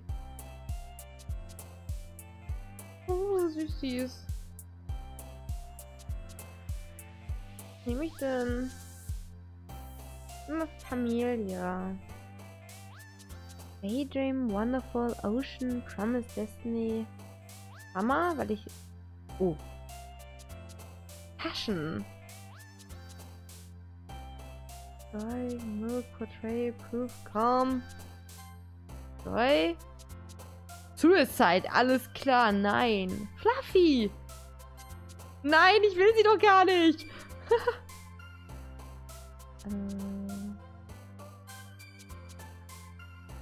Scars first existence. Da merkt man halt schon, weißt du, das fängt schon so an. Ich weiß auch nicht. Okay. Hopeless Coke. Nein, wir nehmen die Imagination. Dire, Strawberry, Playground, Waterfall. Na, die Raindrops. Kitty, ich lese Kitty, nehme Kitty, hallo.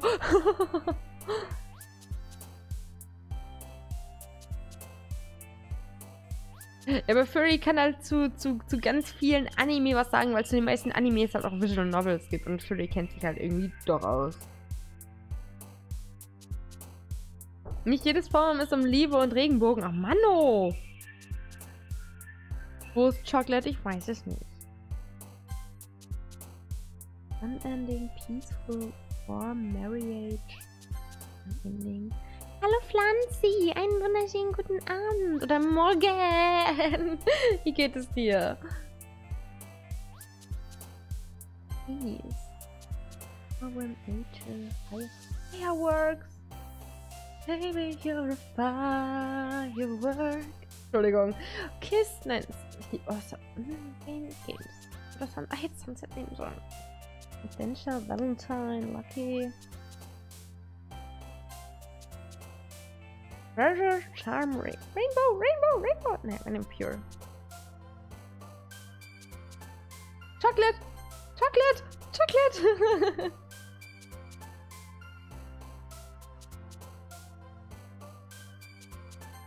Ja. Flora, das kleine Teufelchen.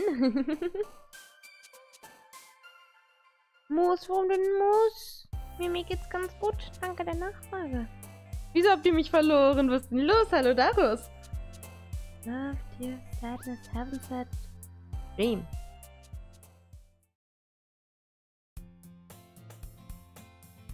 Hi, Chaya. Glad to see you didn't run away of us. Wegen dem Spiel. Es wurde sich so oft gewünscht. Ich muss doch euren Wünschen nachkommen. Mehr oder weniger. Muss ich nicht, aber ey, Rio, das ist kein Kratzbaum. Hi.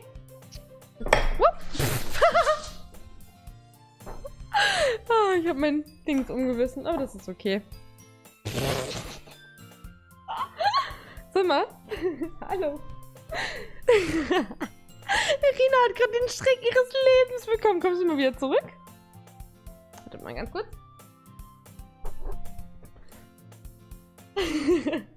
Randale und diesmal bin ich schuld. So, aber...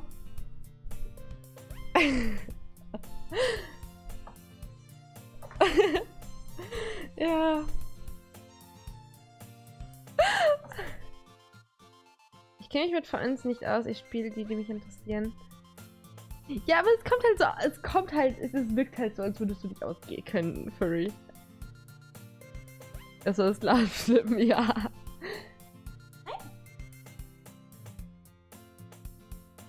Hallo. Meine süße Kleine. Ja, okay, PC-Kätzchen. Aber ihr geht's gut. So. Es wird gleich auch mit Tee passiert, ey. Uff.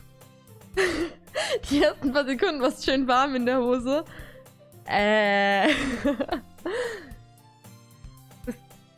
gut. Leipzig brennt bis morgen ab. Ich bin ja schon froh, dass ich auf der Arbeit noch nichts angebrannt habe. So. Na, don't worry. This might be a little strange for me, but at least I keep my word. Well, I'm back at the literature club. I was the last to come in, so everyone else is already hanging out. Thanks for keeping your promise, Chaya.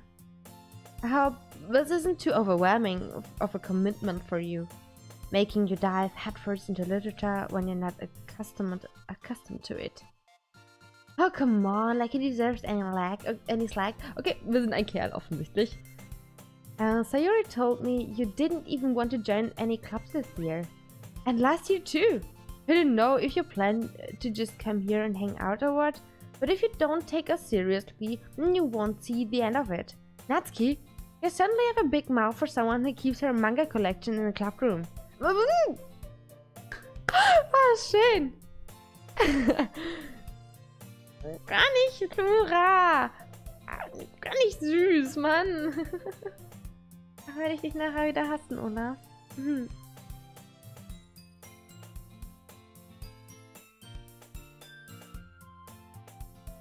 Hoch angesehene Visual Novels sind ja leider nicht immer wirklich gut. Trifft leider so gut wie auf jede zu, die ich mir in letzter Zeit angesehen habe. Wie Haus Fata Morgana kann ich aber empfehlen. Oder Umineko, wobei die zweite Hälfte erscheint. Okay. Ich hoffe, ich kann mir das merken, weil ich finde Visual Novels eigentlich echt cool, aber ich komme halt nicht dazu. Ah. Ach ja. Natsuki finds herself stuck between saying Monica and manga.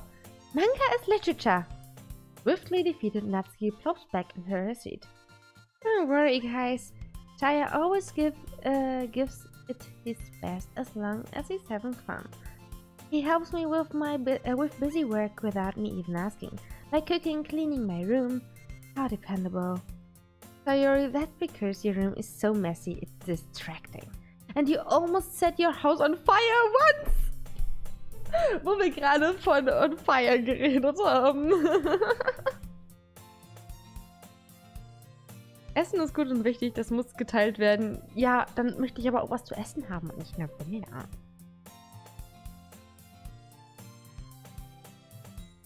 Is that so? You two are really good friends, aren't you? I might be a little jealous. How come? You and Chaya can become good friends too. Sayori? Huh? As usual, Sayori seems oblivious to the weird situation she just put me into. Oh! Yuri even brought you something today, you know. Wait, Sayori! Eh? Me? Oh, no, not really. Don't be shy. It's really nothing. What is it? Never mind. Oh, Hallo Vivi, guten Abend. Wie geht's dir? Ihr habt's gehört, Nebelbach kocht heute für uns alle. Oh jo! Nebelbach für uns alle. Emil von Leipzig in Flammen, Streamer Chaya-Lee war so lit, dass die ganz Leipzig mit ihrer Litness niederbrannte. Oh no!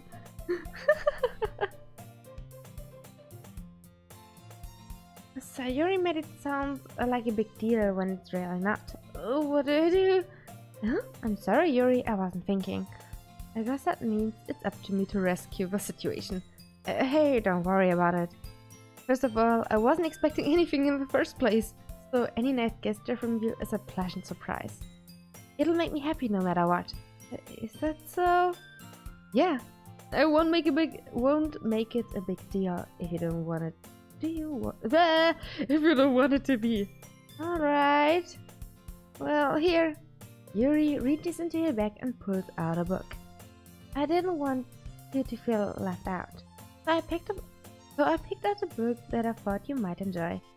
It's a short read, so it should keep your attention even if you don't usually read. And we could, you know, discuss it if you wanted. This is... How is this girl accidentally being so cute? She even picked out a book she thinks I like, despite me not reading much. Yuri, thank you. I'll definitely read this.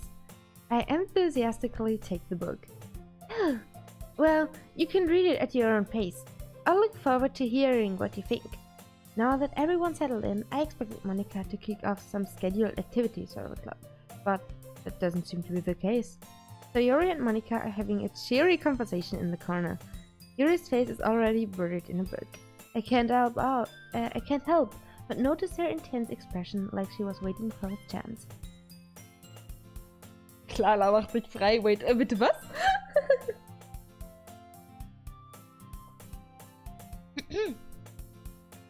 Meanwhile, Natsuki is rummaging around in the closet. Man, it looks like no one wants to be bothered today. I slumped down into the nearest desk. How am I supposed to occupy myself with something literature related by myself like this? I guess I could always read some of the book Yuri gave me, but I'm feeling a little too tired to read. I could probably fall asleep right now. I close my eyes and am listening in on Sayori's conversation with Monica. We're probably gonna seem really lame compared to all the other clubs though. Well, we can't give it up. The festivals are a chance to show everyone what literature is all about. The problem is that the idea of a literature club sounds too dense and intellectual. But it's not like that at all, you know? We just need a way to showing that everyone, something that speaks to their creative minds. That doesn't solve the problem though. Huh? What do you mean? even if we come up with the most fun thing ever, nobody will come in the first place if it's literature events. So it's more important to figure out how to get people to show up in the first place, you know? And after they come, we can do the thing to speak to their creative minds. What's this? Sayori is taking this real seriously. It's rare to hear her deliberating like this. Huh, that's a good point. In that case, do you think food will do the trick? What kind? Oh, well, I guess we could... Cupcakes! Good thinking. Aww.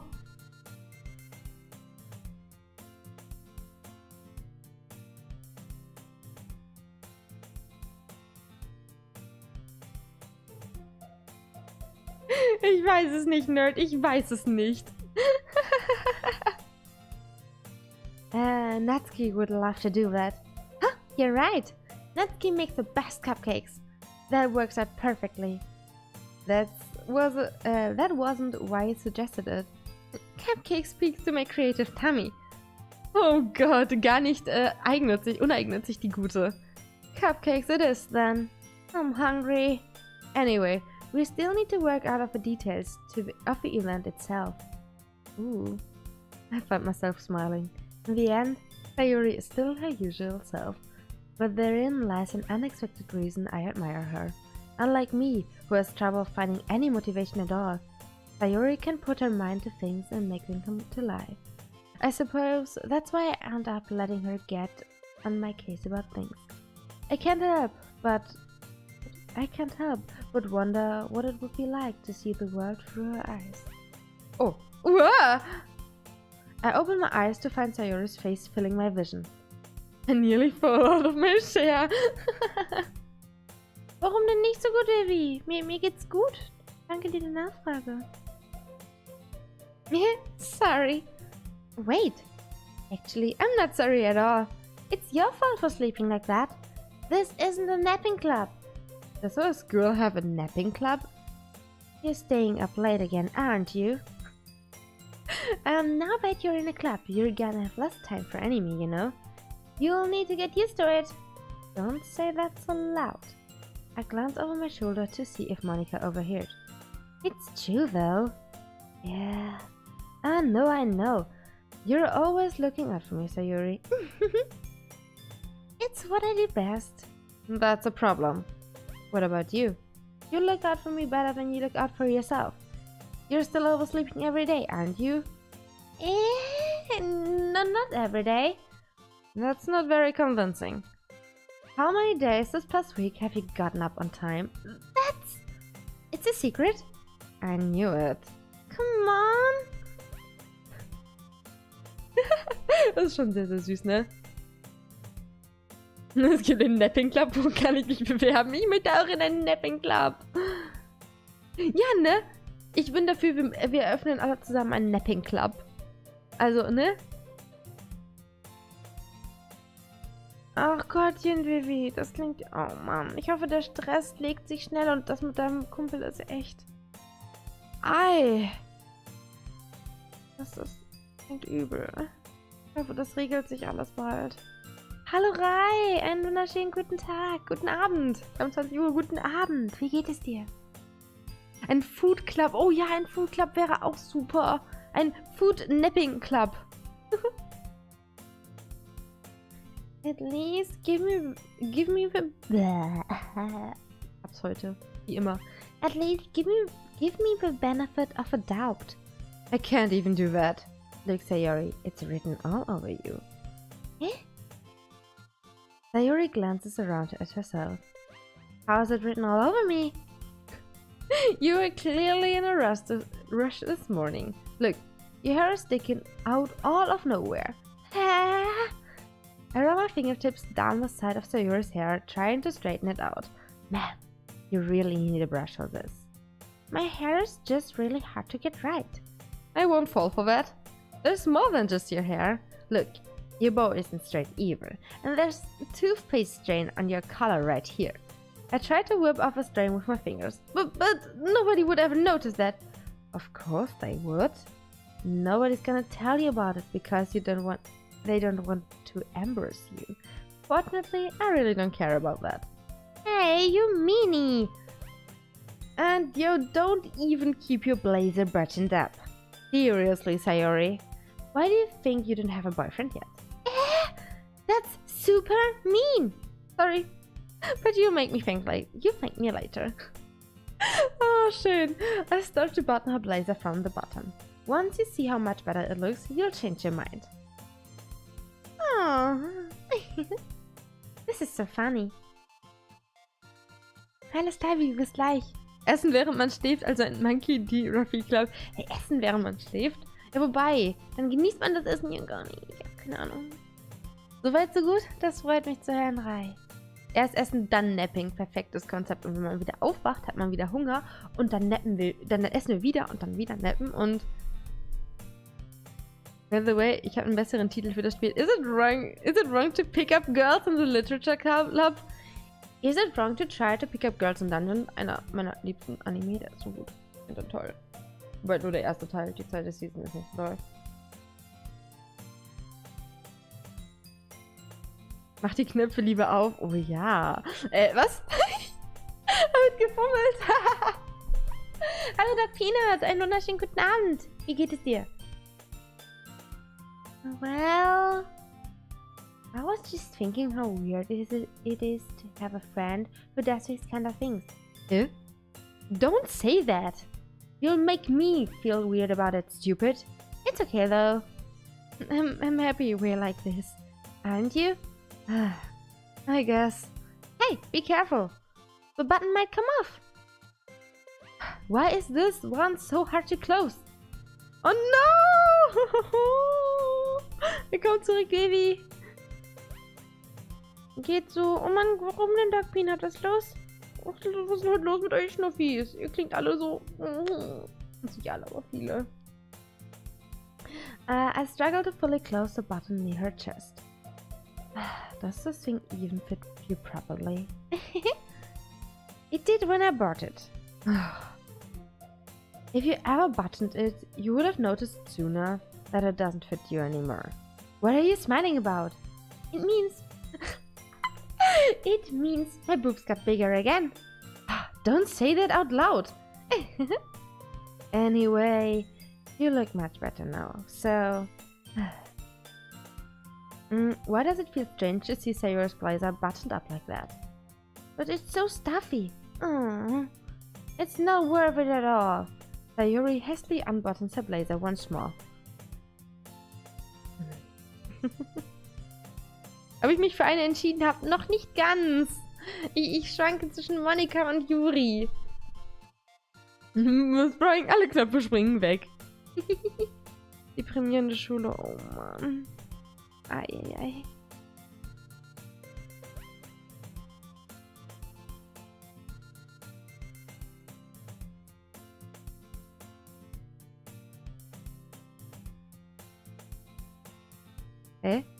Inwiefern, Kleiner?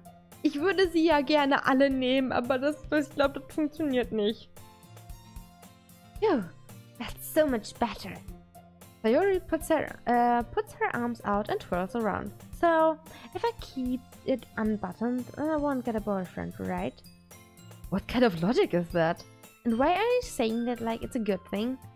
If I had a boyfriend, then he wouldn't even let you do things like this. And you take care of me better than anyone else would any day. Anyway, so that's why I'm keeping it unbuttoned. Stop saying all these embarrassing things. I didn't say anything embarrassing. Jeez. Well, anyway, just focus on trying to wake up a little earlier. Only if you focus on going to bed earlier. Fine. It's a deal. I guess we really are better at taking care of each other than we are taking care of ourselves. Klassik geht mir genauso. Achso. Hey. Was soll denn das? Ich doch kein...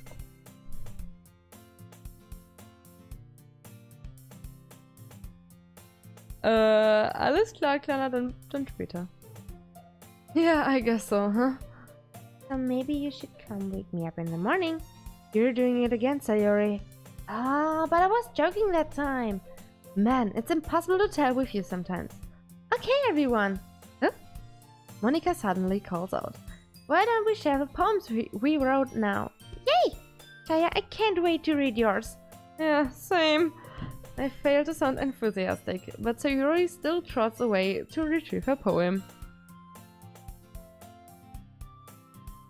Aber man muss sagen, ich kann den Protagonisten verstehen. Würde mir auch komisch vorkommen, wenn ich mit den Knöpfen helfe und dann gesagt, guck mal, meine Möpse sind größer.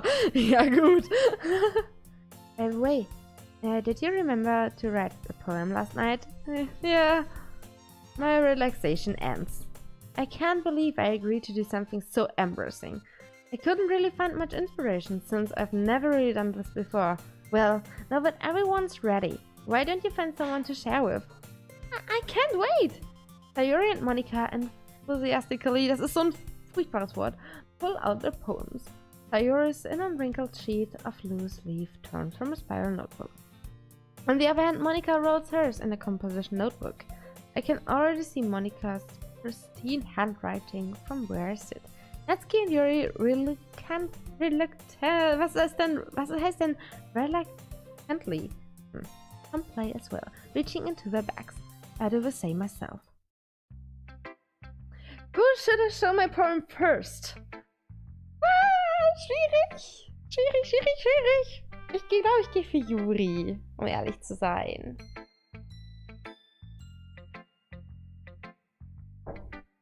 So, ja.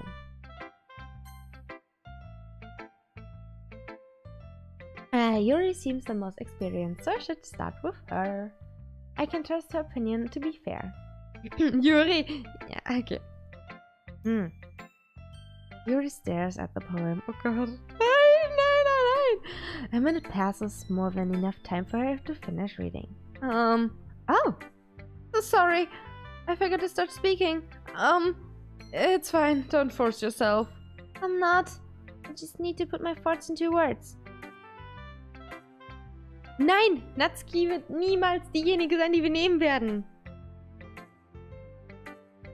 Ich mach dir alles nach, das tut mir fast schon leid, Furry. Hold on. Okay. This is your first time writing a poem, right? Yeah. Why do you ask? I'm just making sure. I guessed that it might be after reading through this. Oh, so it's that bad. No! Did I just raise my voice? Oh, sorry. Yuri buries her face in her hands. I couldn't help but notice that it's been several minutes and we really haven't gotten anywhere. It might take Yuri a while to get used to new people. That's fine. I really didn't notice. What were you saying? Right. It's just there are specific writing habits that are usually typical of new writers. And having been through that myself, I kind of learned to pick up on them. I think the most noticeable thing I recognize in new writers is that they try to make their style very deliberate, okay? In other words, they tend to pick a writing style separate from the topic matter, and they fit the two together. The end result is both the style and the expressiveness are weakened. Once Yuri finds her train of thought, it's as if her demeanor totally changes. Her stammering is completely gone, and she sounds like an expert. Of course, that's not something you can be blamed for. And there are so many different skills and techniques that go into writing, even in a simple poem. And not just finding them and building them, but getting them to work together is probably the most challenging part. Hey, Natsuki sitting on it. No, I don't want Natsuki. Natsuki hat Muffins, das stimmt. Aber ich weiß auch, nee, eher nicht so. Ja, ich bin ein absoluter Experte. It might take you some time, but it all comes with practice and learning by example and trying new things. I also hope that everyone else in the club gives you valuable feedback. Natsuki can be a little bit biased, though. Biased? How? Well, never mind. You shouldn't be talking about people like that. Sorry. It's fine. I'm not sure if Yuzi is apologizing to herself, to me, or to Natsuki. Do you mind if I read your poem now? Please do. I'd love to share my thought process behind it. Tommy, danke schön für deinen Host. Hi. Arbeit überstanden. Yuri smiles dreamily, as if that's a rare opportunity for her, which itself is kind of funny. After all, isn't this supposed to be a literature club? Oh god. Big outside poem in area. Ghost under the light. The tendrils of my hair illuminate beneath the amber glows, bathing. It must be this one, the last remaining streetlight to have withstood the test of time. The last yet to be replaced by the sickening blue-green hue of the future. I bathe, palms breathing, air of a present but living in the past. When light flickers, I flicker back. Okay. Das ist schwer zu lesen übrigens. Nette Idee, aber schwer zu lesen. Die machen es einem aber auch schwer, eine der Mädchen nicht zu mögen. Tja. Ene, mene, mu und raus bist du. So irgendwie.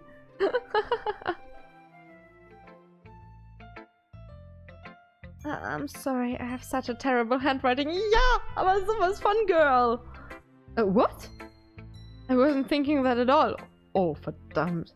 But it took you a long time to read. Well, I just don't read script very often. I actually think your handwriting is pretty. Oops.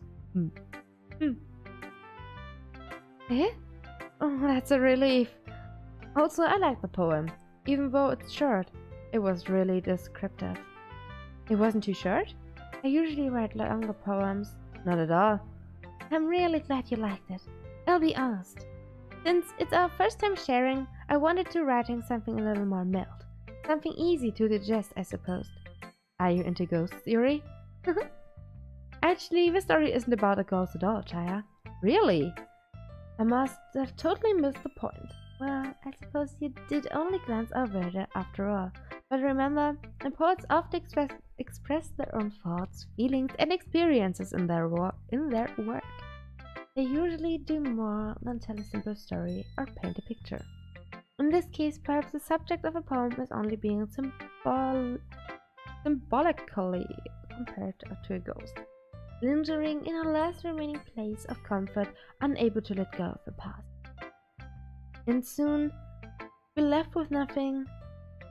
That's a lot more solemn putting in that way. I hadn't even thought about that. That's impressive. It's nothing, really. Hallo, I don't know about this. Guten Abend. Wie geht's dir?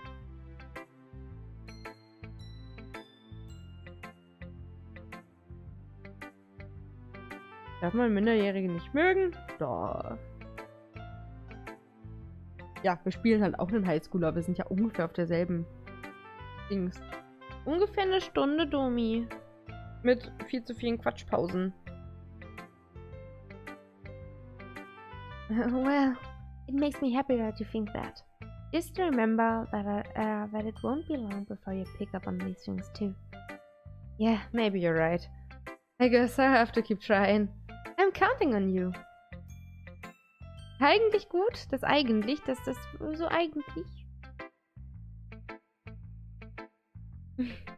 Aber mir geht's auch gut, danke der Nachfrage. Okay, als nächstes Monika. Hi Chaya. Having a good time so far? Oh, yeah. Good, glad to hear it. By the way, since you're new and everything, if you ever have any suggestions for the club, like new activities or things we can do better, I'm always listening. Don't be afraid to bring things up, okay? Alright, I'll keep that in mind. Of course I'll be afraid to bring things up. I'm much better off just going with the flow until I'm more settled in. Anyway, want to share your poem with me? It's kind of embarrassing, but I guess I have to. Don't worry, Chaya. We're all a little embarrassed today, you know? But it's that sort of barrier that we'll all learn to get past soon. That's true. Monika, my poem. I like this one.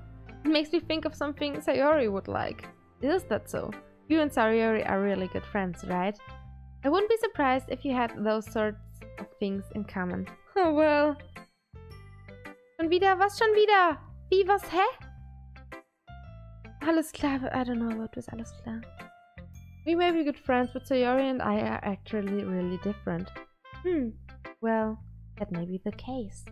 But maybe there are also some similarities that you wouldn't expect. The way she talks about you. It sounds like the two of you really care about each other's well-being. Even if you show it in different ways, it ends up being more similar than you'd think. So I think that's the kind of vibe I get when reading your poem. You sure you're not reading into it too much? I could be. Oh gosh, I sound like Yuri. But in any case, Sayori's writing has kind of a gentle feeling to it. I can tell that she's like exploring with emotions like happiness and sadness. Who knew that someone so happy would enjoy sad things too? Yeah, that's totally unexpected.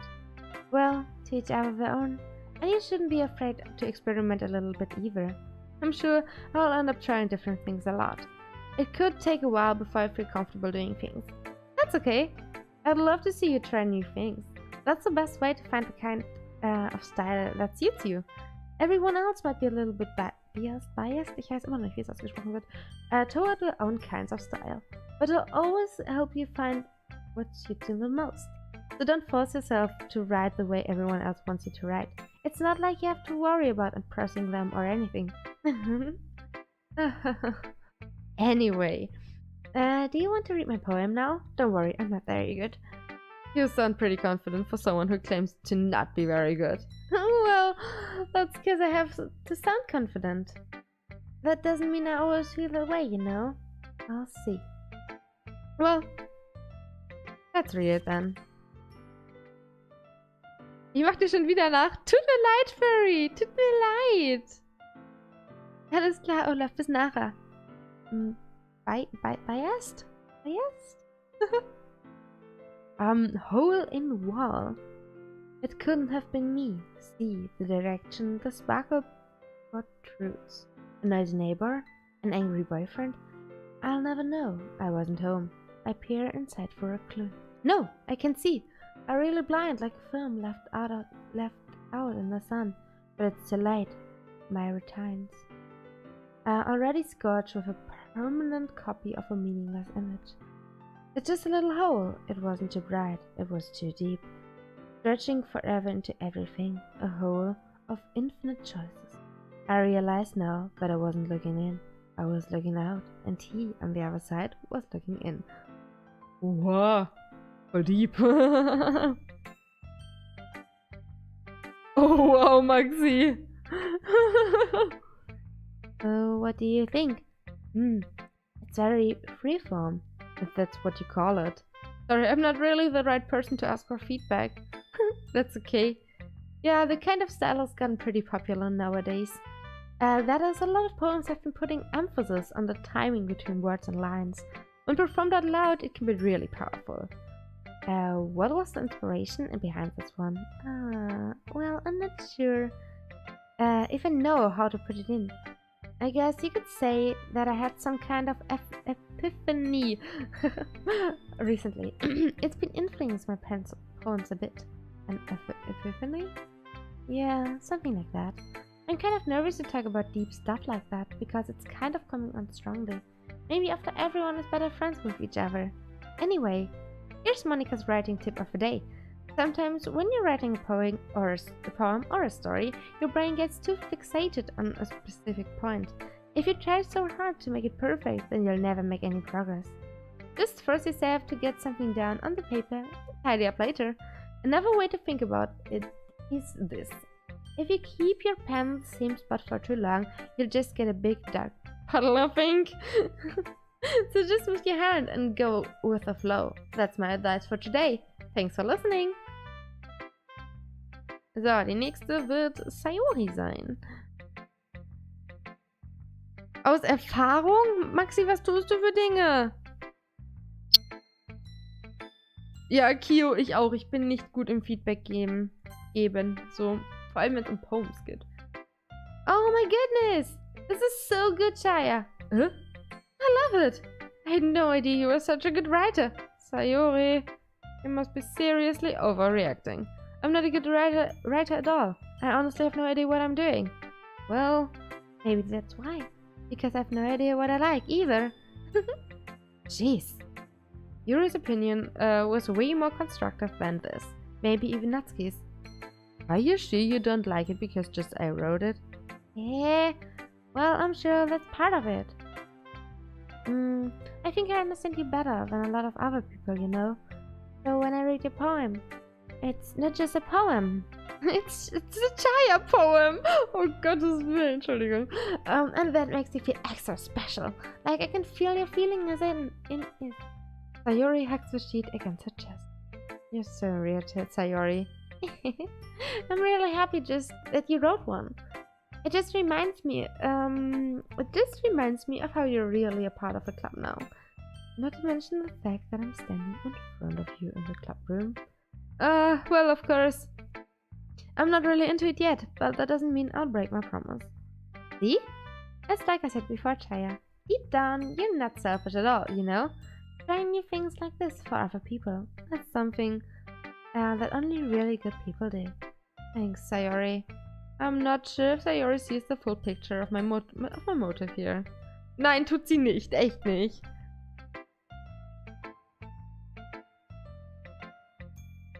Oh, alles klar.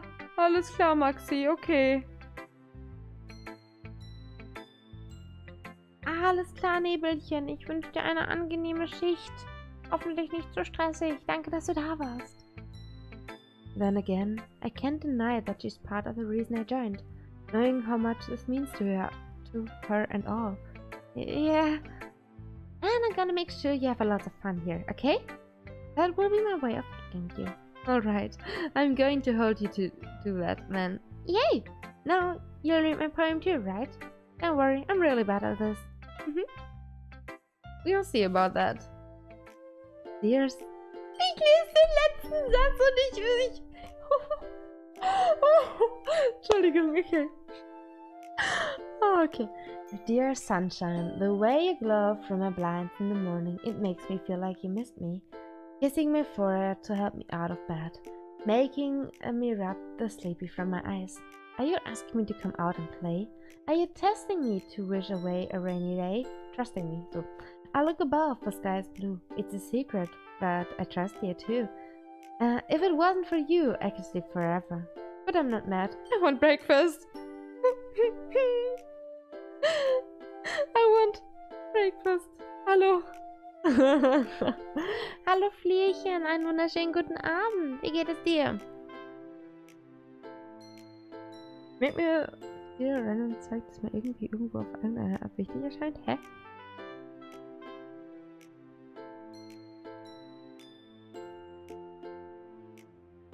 Was? Nachbar schuld? Ja, Entschuldigung, da stand Breakfast. Ich werde von sowas magisch angezogen. Entschuldigung. Sayori, this is just a guess, but did you wait until this morning to write this? No, just a little bit. You can't answer just a little bit to a yes or no question. I forgot to do it last night. Das sind mir auch die liebsten Leute, die auf eine Ja- oder Nein-Frage mit okay oder irgendwas anderem antworten. Just a little bit, bitte. Also, Ich hätte jetzt auch gern Breakfast, ich auch. I forgot to do it last night. Well, at least that makes me feel a little better about myself. Don't be mean! I still tried my best. Oh yeah. I didn't mean to say that it was a bad poem. It came out nice. Or should I put it, it sounds just like you. Really? Yeah. Especially the last line. I made eggs and toast. Oh, Sayori wird mir immer sympathischer. Even though you were late to school. It's bad to skip breakfast. I get all cranky. Well, I guess there's no point in arguing. Anyway, thanks for showing me. Ja, Rührei mit Bacon. Oder Pfannkuchen. Oh, jetzt habe ich auch Hunger. Nein, Mitbewohner bei mir. Ein Kollege, der sich ausverfolgen ist, aber egal. Was? Flierchen?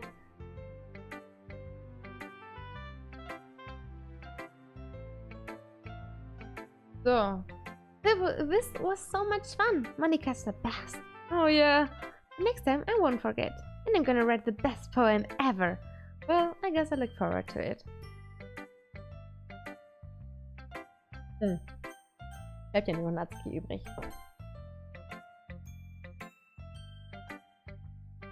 Well, it's about what I expected from someone like you. That's a little blunt. Oh, excuse me. It's not like I said it was bad. It just didn't evoke any emotions. So basically, it's not cute enough for your tastes.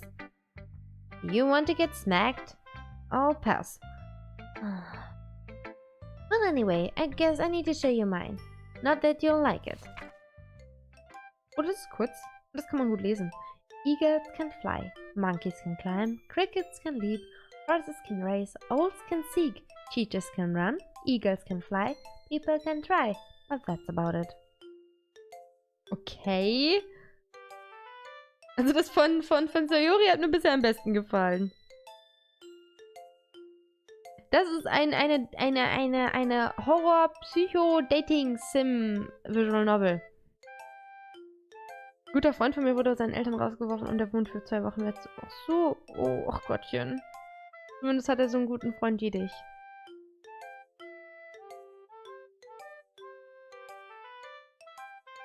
Irgendwie erinnert mich Yuri, Natsuki an Hiyoko und Mikan aus Danganronpa 2. Oh Gott! Oh Gott, Fury. Mhm. Ich liebe das Poem. Best ever. Yeah. I told you that you weren't gonna like it. I like it. What? Just be honest. I am. Why are you so convinced that I wouldn't like it? Well, because everyone in high school thinks that writing has to be all sophisticated and stuff. So people don't even take my writing seriously. But isn't the point of poems for people to express themselves? Your writing style wouldn't make your message any less valid. Yes, exactly. I like when it's easy to read, but it hits you hard. Like in this poem. Seeing everyone around you do great things can be really disheartening. So I decided to write about it. Yeah, I understand. But the other nice thing about simple writing is that it puts more weight on the wordplay. Like, I set up for a rhyme at the end, but then made it fall flat on purpose. It helps bring out the feeling on the last line. So you did. I guess more went into it than I realized. That's what it means to be a pro. I'm glad you learned something. Didn't expect that from the youngest one here, did you? Yeah, I guess not. I decided to humor her with the last comment. I don't really care how old everyone is, but if Natsuki is feeling proud, then I won't take that away from her. Whew, I guess that's everyone. I glanced around the room. That was a little more stressful than I anticipated. It's as if everyone is judging me for my mediocre writing abilities. Even if they're just being nice, there's no way my poems can stand up with theirs. This is a literature club after all. I guess that's why I ended up getting myself into. With what I ended up on.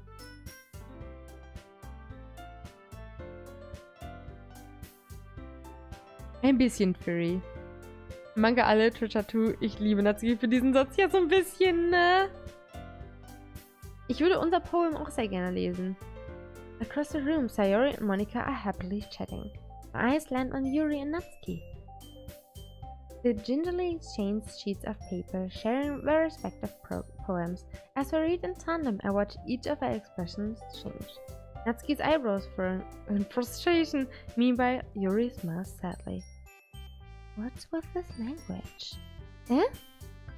Did you say something? Oh, it's nothing. Natsuki dismissively returns the poem to the desk with one hand. I guess you could say it's fancy. Oh, thanks. Yours is cute. Cute? Did you completely miss the symbolism or something? It's clear about the feeling of giving up. How can that be cute? I know that. I just meant the language, I guess. I was trying to say something nice. Eh? You mean you have to try that hard to come up with something nice today? Thanks, but it really didn't come out nice at all. Well, I do have a couple suggestions. I was looking for suggestions. I would have asked someone who actually liked it. which people did, by the way. Sayori liked it, and Chaya did too. So, based on that, I gladly give you some ich kann dieses Wort nicht aussprechen. Suggestions of my own. First of all, excuse me. I appreciate the offer, but I've spent a long time establishing my writing style. I don't expect it to change anytime soon, unless of course I come across something particularly inspiring, which I haven't yet. And Chaya liked my poem too, you know.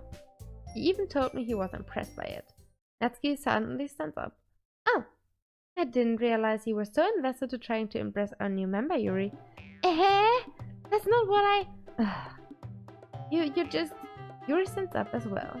Maybe you're just jealous that Chaya appreciates my advice more than he appreciated yours. Huh? And how do you know he didn't appreciate my advice more? That's so serious, oh my god. Are you that full of yourself? No. If I was full of myself, I would deliberately go out of my way to make everything I do overly cutesy. Is everyone okay? Well, you know that. You know what? I wasn't the one who wasn't the one whose boobs magically grew a size bigger as soon as Chaya started showing up. Natsuki, that's a little... This doesn't involve you. I don't like fighting, guys. Oh, das ist großartig. Suddenly, both girls turned towards me, as if they just noticed I was standing there. Chaya! She's just trying to make me look bad. That's not true. She started it. If she could get over herself and learn to appreciate that simple writing is more effective, then this wouldn't have happened in the first place. Ihr seid so furchtbar, Girls. Das ist so süß. Alles klar, Pierre. Danke, dass du da warst. Einen schönen Abend dir. What's the point in making your poems all convoluted for no reason? The meaning should jump out of the reader, not force him to have to figure it out. Help me explain that to her, Chaya. Wait! There's a reason we have so many deep and expressive words in our language. It's the only way to convey complex feelings and meaning the most effectively. Avoiding them is not only unnecessarily limiting yourself, it's also a waste. You understand that, right, Chaya? Well? Girls! How did I get dragged into this in the first place? It's not like I know anything about writing, but whomever I agree with, they probably think more highly of me.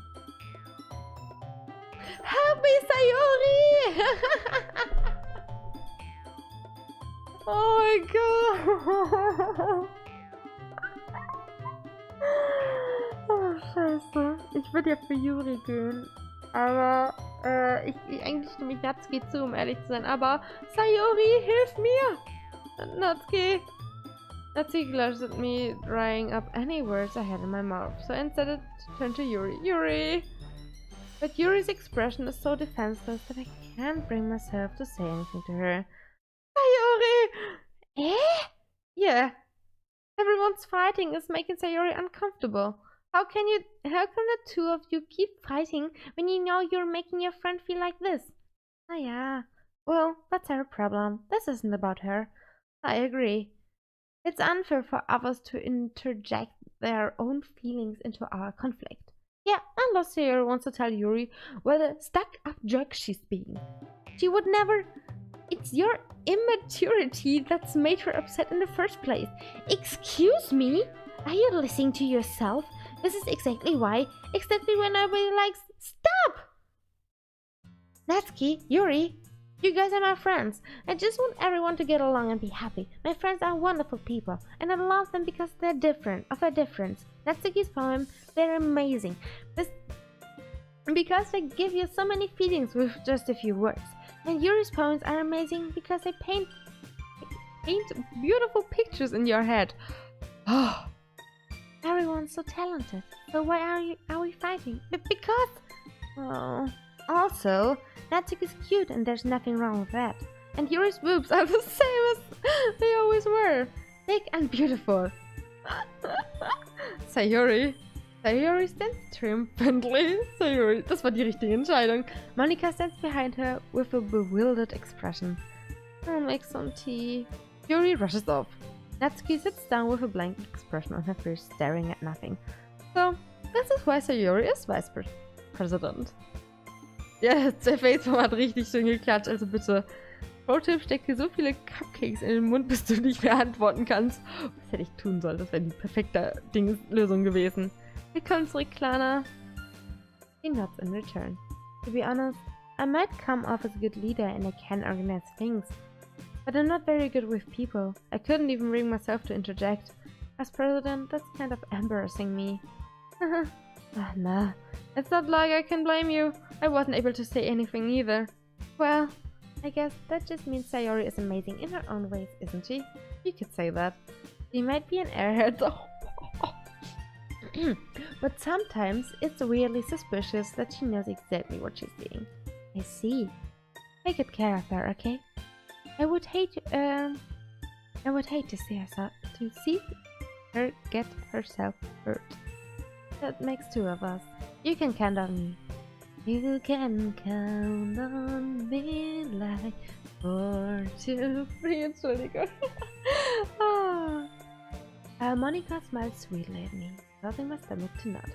Such a genuine person really does make a good president, regardless of what she said. If only I could get the chance to talk to her a little more. Okay, everyone. And just about time for us to leave. How did you all feel about sharing poems? It was a lot of fun. Well, I'd say it was worth it. It was alright. Well, mostly. Chaya, how about you? Yeah, I'd say the same. It was a neat thing to talk about with everyone. Awesome! Mr. Jinx, Dankeschön für den Follow. Herzlich willkommen im Chaos. Vielen, vielen Dank. In that case, we'll do the same thing tomorrow. And maybe you'll learn something from your friends too.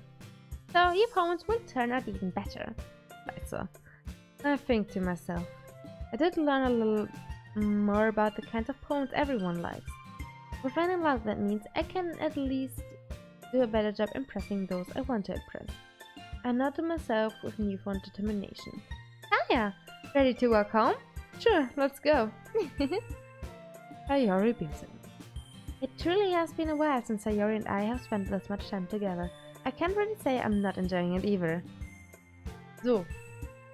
Wenn wir gleich das Poem schreiben müssen, werde ich mal kurz eine Pause machen und mich ein bisschen bewegen, weil nach 2,5 Stunden sollte ich das vielleicht tun. Sayori, about what happened earlier. Hey, what do you mean? You know, between Yuri and Natsuki. Does that kind of thing happen often? No! That's really the first time I've seen them fighting like that.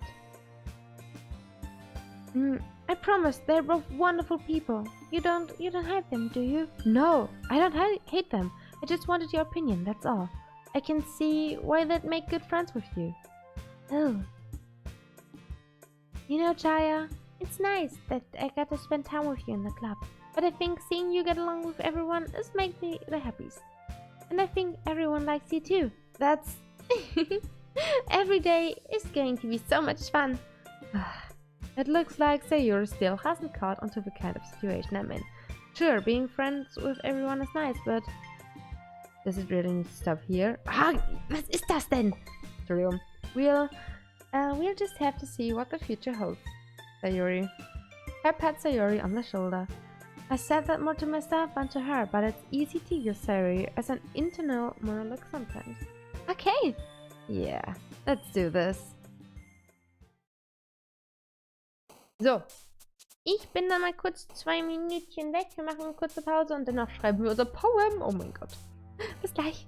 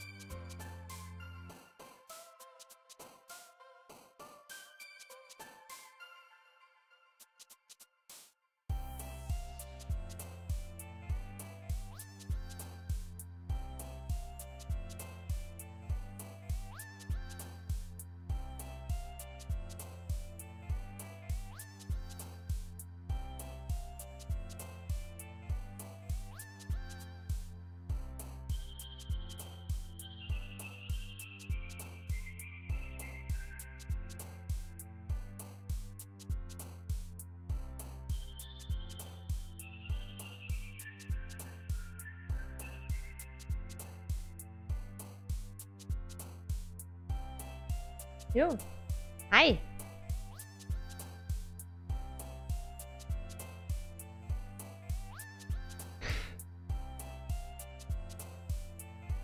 Alter Domi. Schade, dass Edi nicht mehr da ist. Edis Poems sind die besten.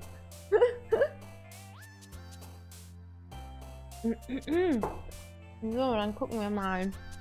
Ich werde jetzt einfach random irgendwas nehmen, um ehrlich zu sein.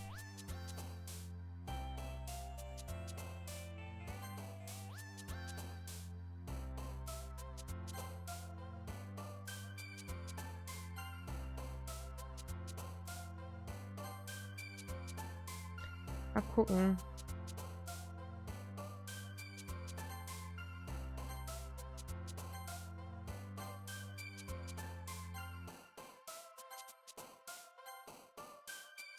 Ich guck gerade nur so halb drüber.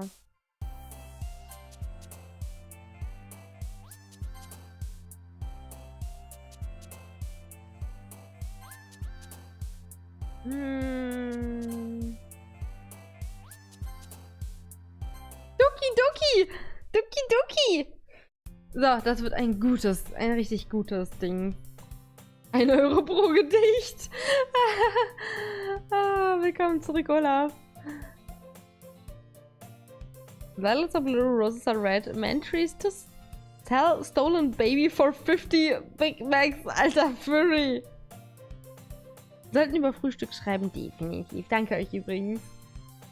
Breakfast is blue, breakfast is red. I don't care, I don't wanna get fat. Oh mein Gott, Kio. Schön. Ey, ihr seid ja voll alle die Kreativen hier. Was ist denn das? Und ich nur so, hallo, ich bin eine Tomate. Doki Doki. Oh, jetzt habe ich über das geskippt. Entschuldigung. I've gotten a little more comfortable here over the past couple of days.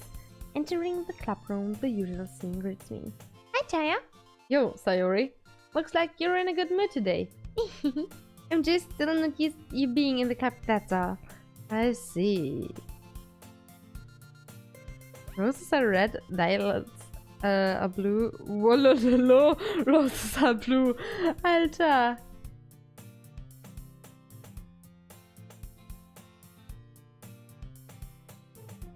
Schlaf gut, Kio. Gute Nacht. That's a pretty simple thing to get you in a good mood. But I guess it's always the simple things with you anyway. Speaking of which, I'm kinda hungry. Oh mein Gott, können wir nicht über Essen reden? Ich hab Hunger. Will you come with me buy a snack? No thanks. Eh? That's not like you at all. I have my reasons. Why don't we take a look at your purse, Sayori? Eh? Why that all of a sudden? No reason, really. I just wanted to look at it. Sayori nervously retrieves her coin purse. She fumbles with the latch and gets it open. Wow. Ouch. Süße, das funktioniert so nicht. Alter, was ist denn mit dieser Katze? Irina. Wow. Was ist denn mit dir?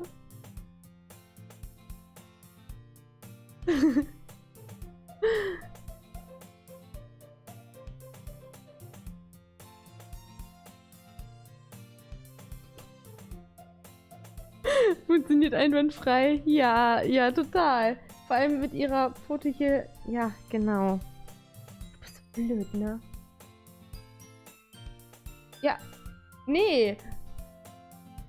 Alter, Irina. Totenkatze. Ah. Then she turns it upside down and lets the contents spill onto the desk. Only 2 small coins fall out. I knew it. I can see right through you, Sayori. That's not fair. How did you even know? It's simple. If you had enough money in the first place, you would have bought a snack before coming into the club room. So either you're not hungry and wanted an excuse to take a walk, or you plan to conveniently forget that you spent all your money so that I would lend you some. But there's one more thing. You're always hungry. And so... Kann relatieren. You're always hungry. Ich bin auch always hungry. And so that only leaves the one option. I give up. Don't make me feel guilty. If you feel guilty, that means you deserve to feel guilty. Yuri suddenly giggles. Yeah? I didn't notice that she was listening in.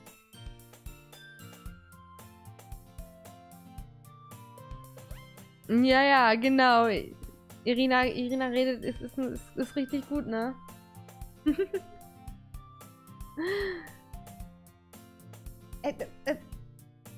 Ja, okay. Blödkatze. Sie drückt den Kopf immer gegen einen, ne? Meine Süße. Du frisst nicht meine Kabel.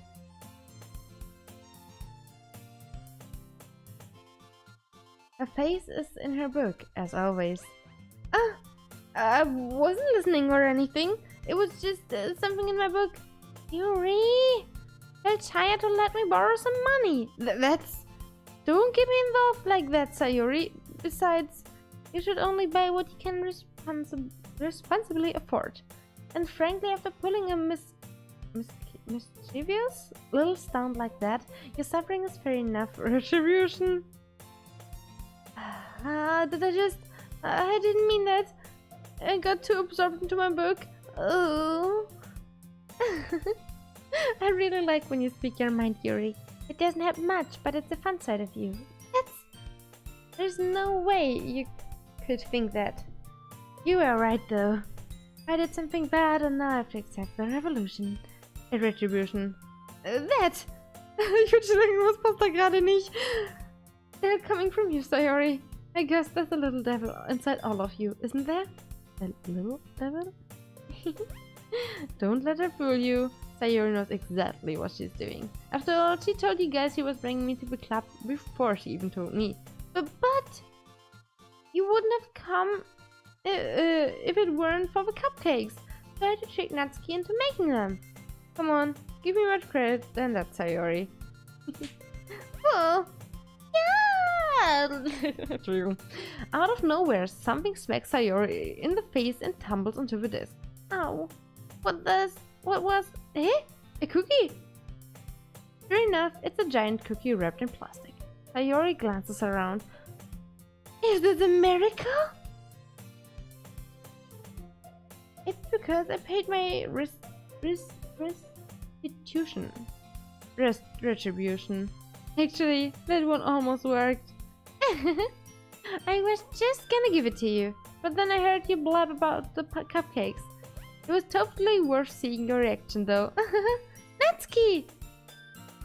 That's so nice of you. I'm so happy. Sayori hacks the cookie. Das könnte auch so ich sein. Oh mein Gott. Cookies all the way. Und Essen all the way. Das ist der Horror-Cookie definitiv. Jeez. Just eat it. Sayori rapidly tears open the wrapper and takes a big bite. Oh, good. Sayori suddenly clasps her hands over her mouth. I bit my tongue! You're going through a lot over just one cookie. Natsuki takes a bite of her own cookie. Oh, yours looks really good too, Natsuki. Can I try it? Yes. Beggars can't be choosers. But yours is chocolate. Yeah. Why do you think I gave you that one? Fine. I'm really happy that you shared this one with me. Sayori gets out of her seat and goes with Natsuki, then wraps her arms around her. Yes. I get it. Cookie still in hand, Natsuki reached up, nudged Sayori off her. Sayori suddenly leans down and takes a bite of Natsuki's cookie. Hey! Did you seriously just do that?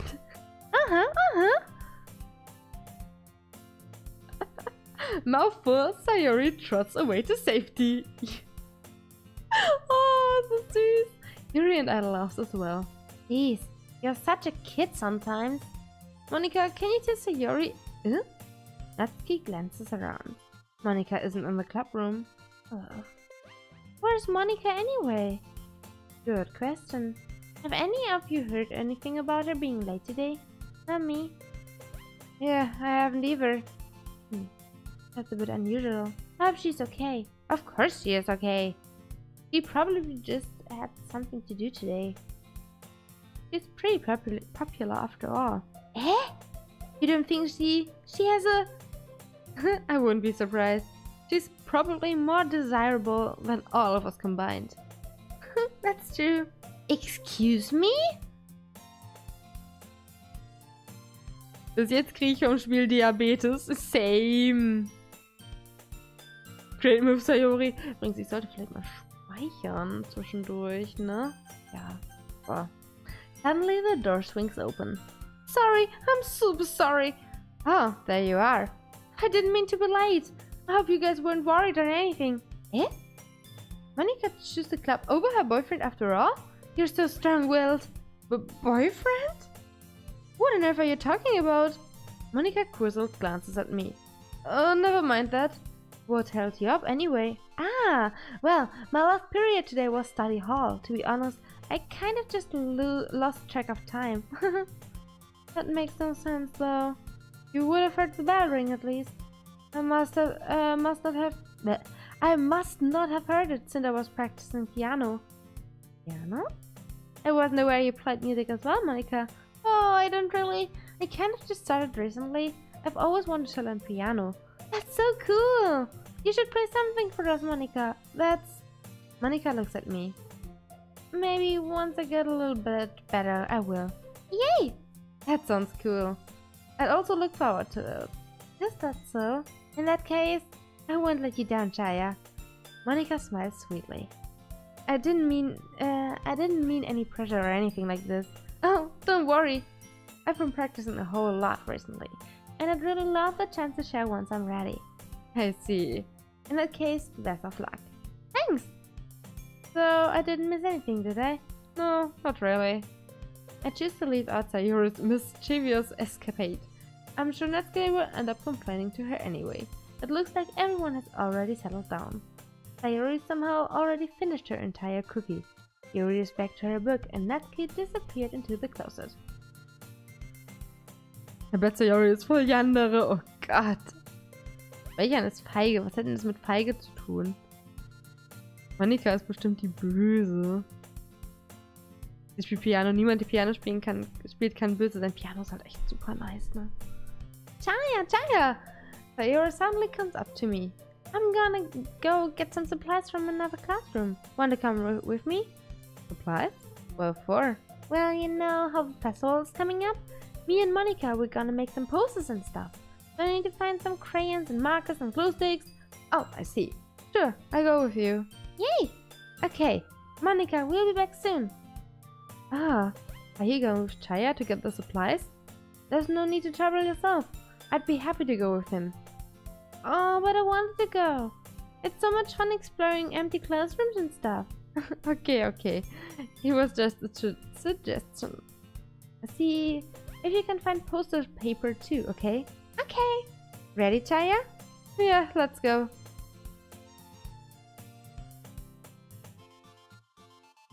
Vielleicht lügt sie mit dem Piano. Oh. Sayori and I exit the club room. I follow behind as Sayori hums and skips around the hallway. Honestly, it feels like I'm taking the kid to the mall or something. Sayori finds pleasure in the simplest things sometimes. Hey, Sayori. What exactly are we doing for the festival anyway? I'm not sure how you would make an event out of literature. Me and Monika have it all planned out. Don't you worry. Worry time. Is that so? Yep! We're gonna do a poetry performance. A performance? Of what kind? Well, everyone is gonna take turns on stage and recite their favorite poems. Oh, that sounds kind of dull. Chaya, you're not thinking about it the right way at all. It's not just about reading poems, it's about performing them. Like you say the lines of a poem like, between my feet, the last remaining flower beckons to me. I twist the stem, freeing it from the clinging roots, caressing the final joyous moment between my fingers. But to what ends I have some joy? For now, when I look in every direction, the once prosperous fields before me is but barren the wastelands. I like that. Sayori.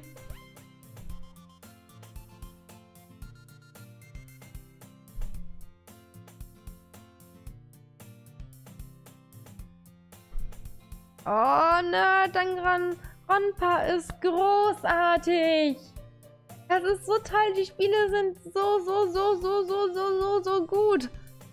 Der Anime ist okay, ich kenne bisher nur einen, aber die Spiele sind so gut, wobei ich den dritten Teil noch nicht durch habe. Ich bin gerade erst irgendwo Mitte, nach dem ersten Fall irgendwo. Ja. How do I put this? I'm sure it's just me, but it's impossible for me to take you seriously when you talk like that. You're meanie. I'm working super hard on this, you know. I know. I just meant that it's pretty unordinary contrast to your cute self. Don't say that, it's embarrassing.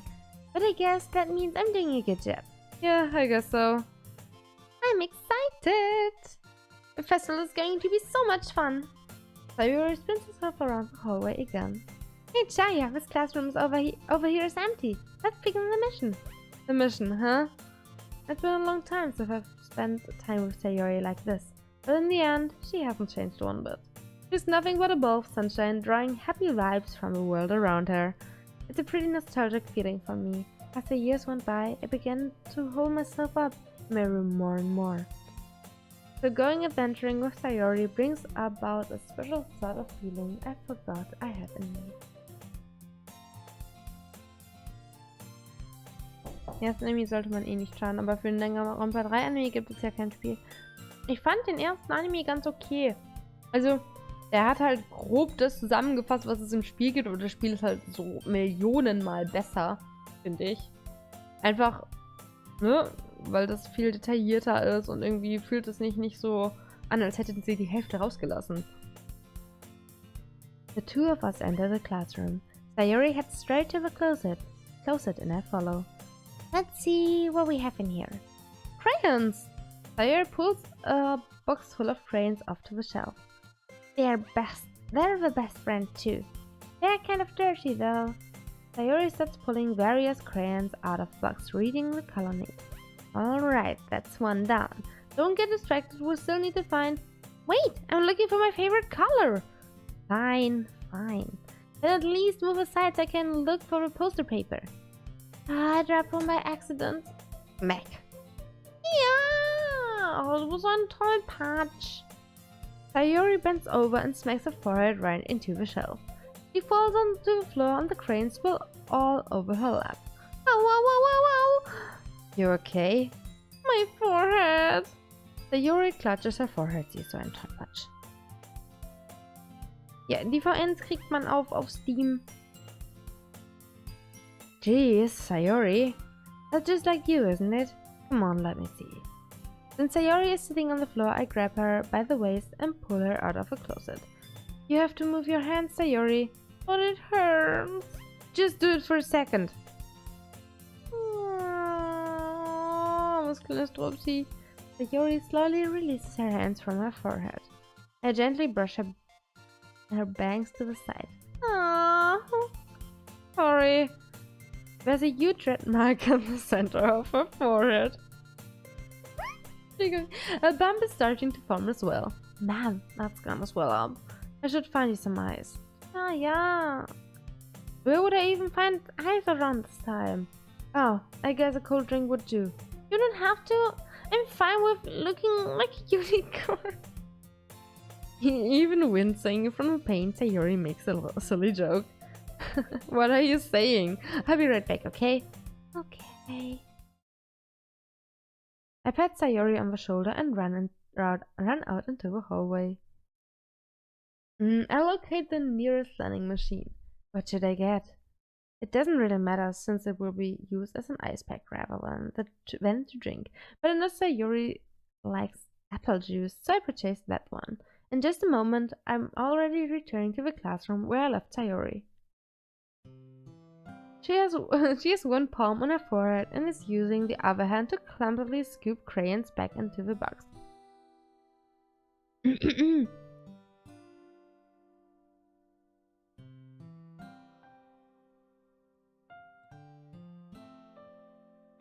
Ein Shooter-Spin-Off? Du meinst das Despaired... Nein, das meinst du jetzt nicht das Despaired Girl, oder? Alter, 200 €, das ist viel. Winter Sale is coming. It is close. Beziehungsweise der Halloween-Dings. Also doch Ultra Despair Girls, alles klar, das dachte ich. Oh, gut. Dabei habe ich noch mich nicht so mit beschäftigt, das hat mir irgendwie nicht zugesagt, aber mal gucken. Der Halloween, Oktober haben wir, wie sagt man, das Herbst-Sale kommt ja auch noch. Diese Szene hattest du bei dir nicht. Okay, was hast du anders gemacht aus Interesse? Hallo Dean, guten Abend, wie geht's dir? At least they were already in the wrong spots before I spilled them. Sayori here. And Sayori with a bottle of apple juice. Aww, it's nice and cold. Sayori opens the cup and starts drinking from it. Sayori, what are you doing? It's for your forehead, you idiot. Sorry, I forgot. How hard did you hit your head? Sayori places a bottle against a bump on her head. It stinks. Just bear with it. It'll feel better soon. Ultra Despair Girls ist zumindest eine nette Erweiterung der Welt, aber auf der Vita war die Steuerung halt furchtbar. Okay. Vermutlich es war die Entscheidung beim Streit zwischen Yuri und Natsuki. Oh, wahrscheinlich. Wahrscheinlich. Eigentlich hätte ich mich für Yuri entscheiden müssen, aber ich gehe die nächsten Male für Yuri. Yuri wird's übrigens. Yuri it is. Looks like you cleaned up most of the cranes, so that's good. Hey Chaya. This kind of reminds you of growing up, doesn't it? Huh? What do you mean? You know how we used to play outside all the time. I would always try to keep up with you. You were kind of oblivious in some way. Like I usually fell behind or had trouble climbing on the things you did. But sometimes, when you tried to do things I couldn't, I would get myself hurt. I'd fall and scrape myself or get a bump, and I wouldn't start crying really hard. And you would rush over as quick as you could. You would try really hard to get me to stop crying. It was almost like you blamed yourself and were afraid of getting in trouble if someone found out. Even though, it really wasn't your fault at all, you know. Did I really do that? Yeah, you don't remember? Come to think of it, maybe I do remember a bit. I guess I was always so focused on my games that I didn't pay enough attention to you. So in a way, it was my fault. Kind of like kind of like this time too. If I wasn't rushing you out of a closet, you probably wouldn't have hit your head. Ah, yeah. I don't think you realize it, but you're always thinking about other people, even after all those years. You're rushing to help me, even though I'm just being clumsy. You're really a sweetheart. Don't call me that. And I don't really do this kind of thing all the time. I guess when it comes to you, it just feels natural. Before I even know, I'm treating you like that. Oh, man kann das ausblenden, das ist cool. Ja, ich gute Entscheidung, ne? Hi. Hallo Cthulhu, DJ Cthulhu, einen wunderschönen guten Abend. Die Kleine ist da ist also Waifu. Nein, nicht die Kleine da. Also sie ist auch ganz süß. I guess that's what happens when you've been friends for so long. Really? Maybe you're right. Ah yeah, I'm so glad that nothing's changed between us. Do you think it'll be like this forever? Forever?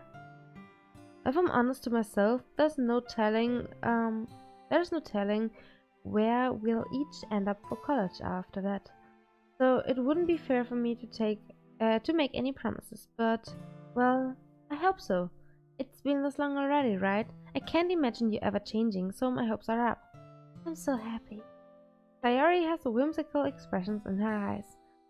we remain silent for a moment. She's so silly and clumsy on the outside that when I see her deep in thought like this,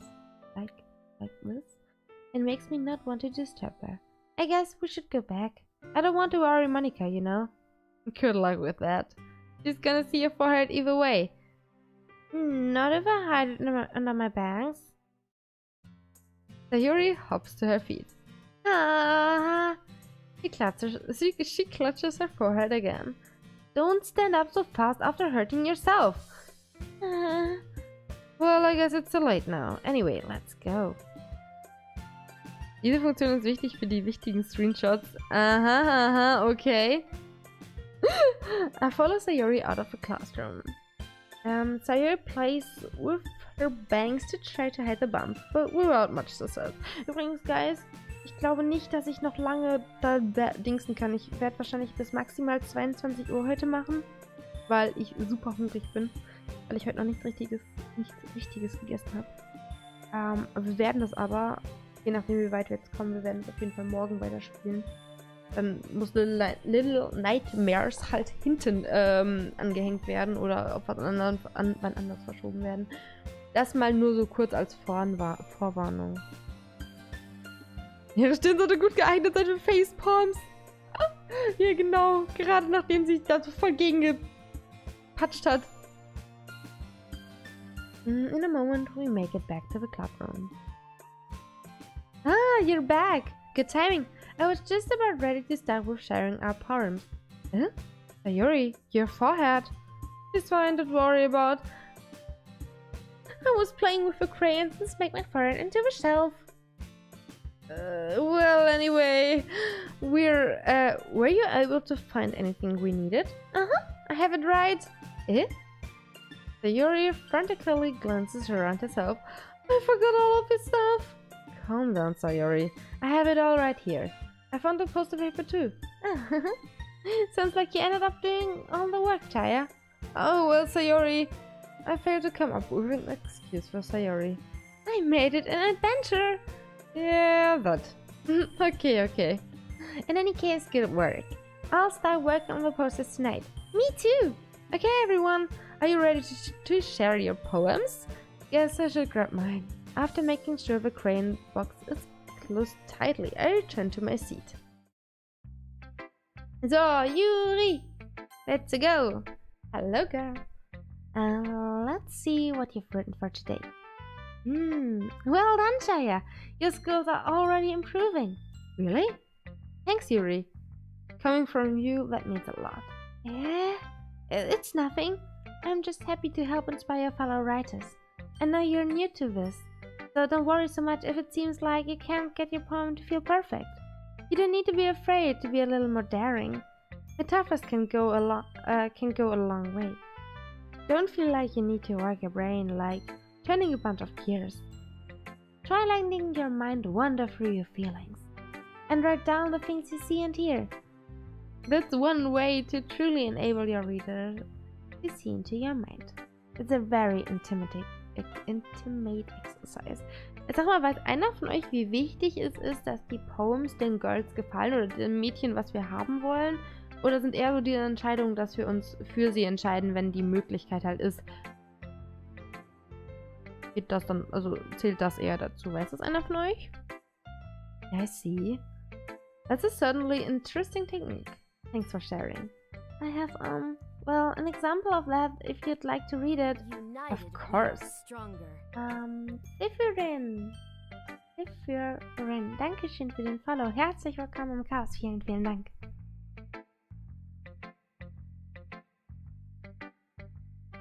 Is this the poem you wrote for today? Yuri nods and timidly hands me her poem. Ich kann es nicht lesen.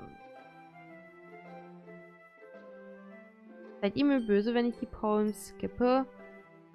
Ich finde das nicht so ultra spannend. Verzeiht es mir! I was a little more daring with this one than yesterday's. I can see that. It's a lot more metaphorical. Ich finde die Poems... Ich kann die gar nicht lesen. Was? Wie meinst du das, Kleiner? Hä? Ich verstehe nur Bahnhof, aber ist okay. Ich glaube, diese Entscheidungen sind recht egal. Alles klar. Okay. I don't know if it's my fault, but I can't begin to imagine what this poem is about. Let's write. It's a bit closer to my preferred writing style, using the poems as canvas to express vivid imagery and conveying emotions through them. Die hat eine schöne Prinzessin-Schrift. Ich finde die Schrift furchtbar. Ich kann das kaum lesen, ey. Yeah. If I take at face value, then I can't even figure out what it's supposed to mean.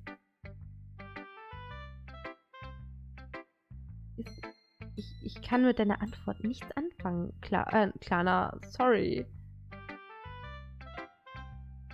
Well, I think it's something that different people can relate to in their own way. I wanted to express the way it feels for me to indulge in my more unusual hobbies. It's those sort of things I'm usually forced to keep myself. So I sometimes enjoy writing about them. Why do you keep them to yourself? Because they are embarrassing, and people would make fun of me. Don't you have anything like that, Chaya? Well, yeah, I guess I do. I feel like everyone has a little something like that. The best we can do is to respect each other and our individualities. Even if it's difficult sometimes and some things makes us uncomfortable. Olaf, du bist immer müde und immer hungrig. After all, if I hadn't learned to embrace my own weirdness, I would probably hate myself. I might be ranting a little bit now, but I'm glad that you're a good listener. Mehr oder weniger. Das war auch nur mehr oder weniger spannend. Also, So, Monica's next. Embarrassing ist irgendwie echt so, ne, die ganze Zeit. Hi again, Chaya. How's the writing going? Alright, I guess. I'll take that. As long as it's not going bad. I'm happy that you're applying yourself. Maybe soon you'll come up with a masterpiece. I wouldn't count on that. You never know. Want to share what you wrote for today? Sure, here you go. We are stronger. Doki HD, Dankeschön für den Follow. Herzlich willkommen im Chaos. Vielen Dank. I give my poem to Monica. Alright, it's pretty good. It makes you think of Sayuri, like the other one that you write. You two are like the dynamic duo. That's kind of exaggerating it. Yeah, probably. But you spend a lot of time with her, even in the club, don't you? Then again, I don't blame you for being a little shy. I'm not shy, I'm just teasing. I know it takes a bit of time to make friends with everyone, but Yuri and Natsuki are super interesting people, so don't be afraid to give them their share of time. And you can talk to me every now and then, too. I'm not like unapproachable or anything, am I? No, it's nothing like that. I'm just still getting used to being here, that's all. Yeah. I'm sorry if I was pressure on you or something. I really didn't mean it like that. No, don't worry. I get what you're saying. Well, alright. But anyway, you want to read my poem now? I like the way this one turned out, so I hope you do too. Alright, let's take a look. Save me.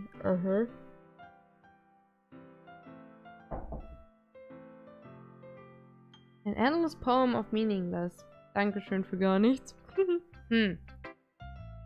It's even more abstract from your last one. I guess it's just the way I write. I'm sorry if you don't like it. No, I never said that.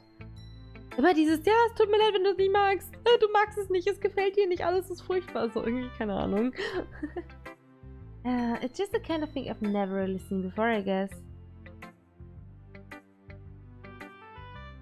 I kind of like playing with my space on the paper. Choosing where and how to space your words can totally change the mood of a poem. It's almost like magic. The way I wrote the lines really short makes it feel like they're trying to speak over the noise. I see. You didn't scroll down all the way in the poem. Was there anything interesting I've missed? Interesting, Mister. It's so hard for me to tell what it's about, though. Sometimes asking what a poem is about isn't the right question. A poem can be as abstract as a physical expression of a feeling, or a conversation with a reader. So putting it in that way, not every poem is about something. Anyway, here's Monikas Writing-Tipp of the Day. Oh Gott. Ich bin rude zu den Gedichten, es tut mir ja fast schon leid. Tut mir fast leid, aber auch nur fast. Sometimes you'll find yourself facing a difficult decision. When that happens, don't forget to save your game. Aha, you never know when you might change your mind. Aha, or when something unexpected may happen. Aha, okay, danke. Wait, is this tip even about writing? Why am I even talking about it? That's my advice for today. Thanks for listening. Ja, das Speichern hätte ich ja vorhin schon fast vergessen. Und das nennt sich Literature Club Mitglied. I'm sorry. Oder so ähnlich. Sayori. Chaya, I really love your poems. I can't believe you've been hiding these from me. I'm not hiding anything, but your poems are so good! Yesterday's and this one's too. You can't tell me you haven't done this before. I mean, you're really the only one who feels the way, so... Eh? No way! Not even Natsuki? Well, I guess Natsuki is the least likely to admit how much she likes something. Okay, jetzt mal ganz ehrlich, wo Anton das gerade schreibt, mal so aus Interesse. Wie lange braucht es noch, um warm zu werden? Ich glaube zwar nicht, dass wir heute noch zu diesem Punkt kommen werden, aber morgen dann definitiv. But I don't think it's that. What do you mean? Well, I guess I'll be honest about it. It's a lot easier to write poems when I'm thinking about you. Eh?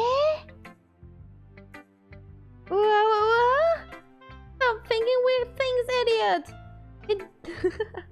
It just means that you're a really expressive person, I guess. I was supposed to write poems about my own stupid life, but you somehow make everything in your life an adventure. Even the little things. Hier geht's doch eh nur darum, Mädels aufzureißen. Oh yes. Ich musste heute by the way daran denken, was wäre, wenn eine total unschuldige Person anfängt, bei Amazon zu arbeiten. Und, oh Gott!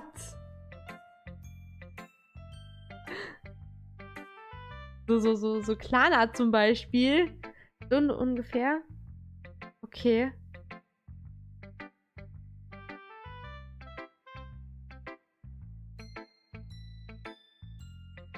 Seltsam könnte es doch werden, je nachdem wie schnell Chaya. Also wir werden das heute nicht mehr schaffen, einfach aus dem Grund, weil ich super hungrig bin. Ich hätte vor dem Stream essen sollen, aber alleine essen ist immer so blöd. Aber dann machen wir definitiv, versprochen, morgen weiter damit. Und dann wird's wahrscheinlich interessant. Like cooking. Let's not talk about that. Und diese blöde Kuh redet die ganze Zeit übers Essen. So yeah, I guess. What I'm saying is that I can feel more feelings through you than I can through myself. We have a kind of weird connection. It's your fault for getting in my business all the time. I don't know if I understand. You never understand when I'm trying to explain things to you, do you, Sayori? I pat Sayori's head. Hey! I'm not a kid, you know. Are you sure about that? Maybe. Sayori starts fiddling with her pencil between her hands.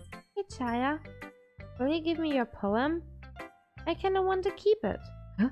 Why? Because, well... it's the first time you've written something for me.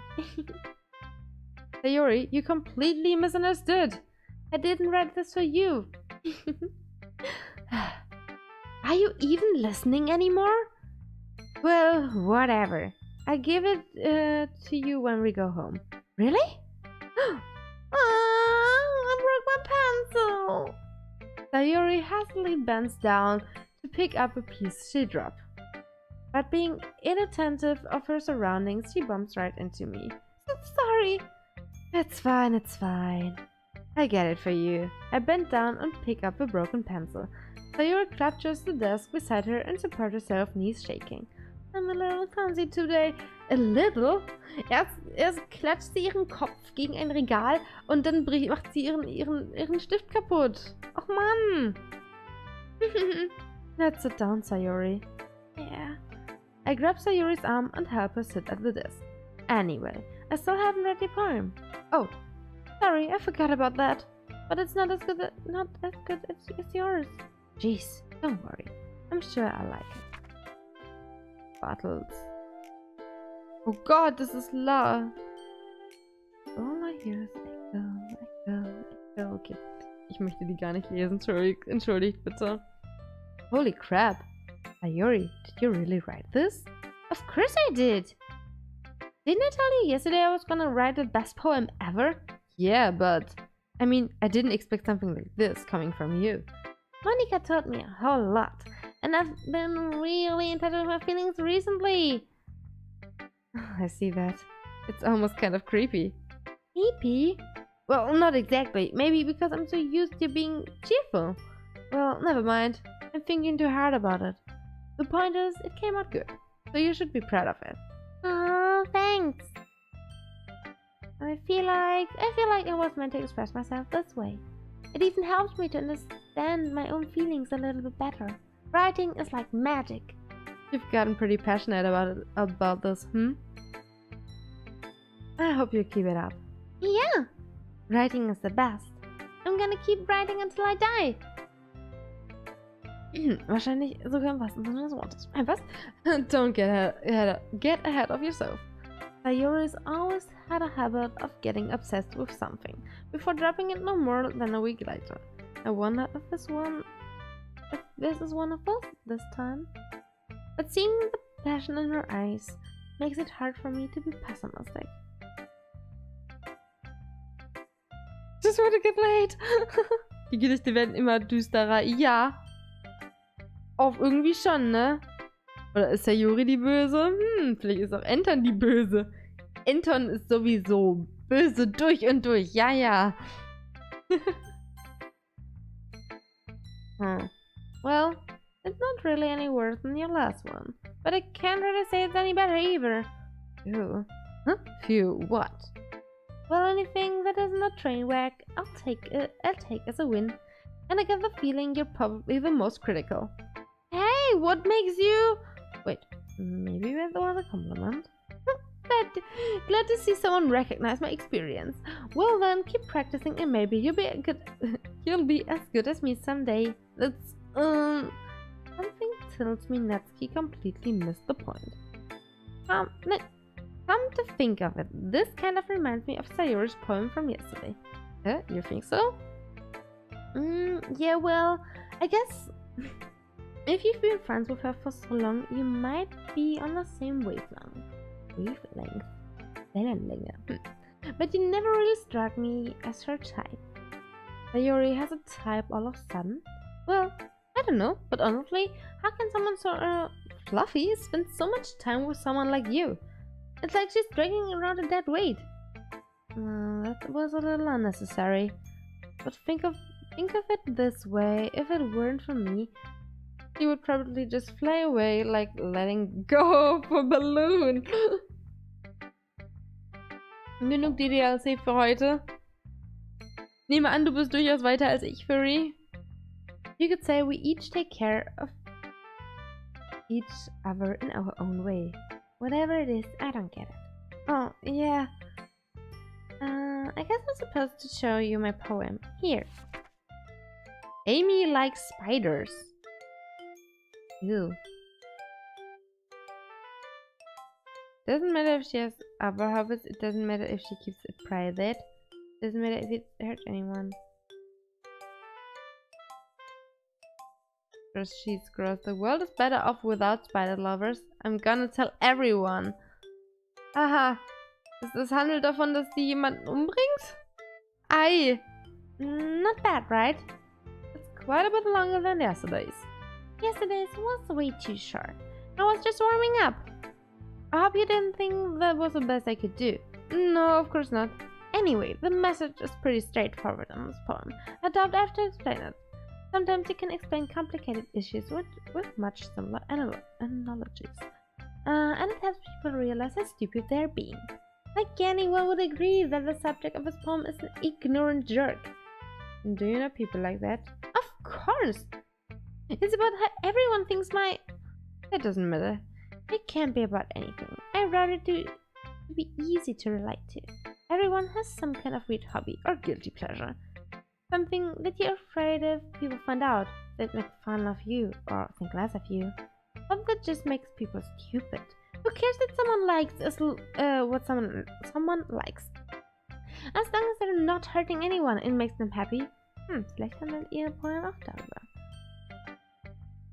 Du bist im Dialog nach den Poems. Okay, alles klar, für I think people really need to learn to respect others for liking weird things. That's funny. Yuri wrote about something familiar today. Huh? Did you say Yuri? Yeah. She said the poem was about an unusual hobby of hers. I didn't really get it, but she said something similar to you. The people shouldn't make each other feel insecure about those things.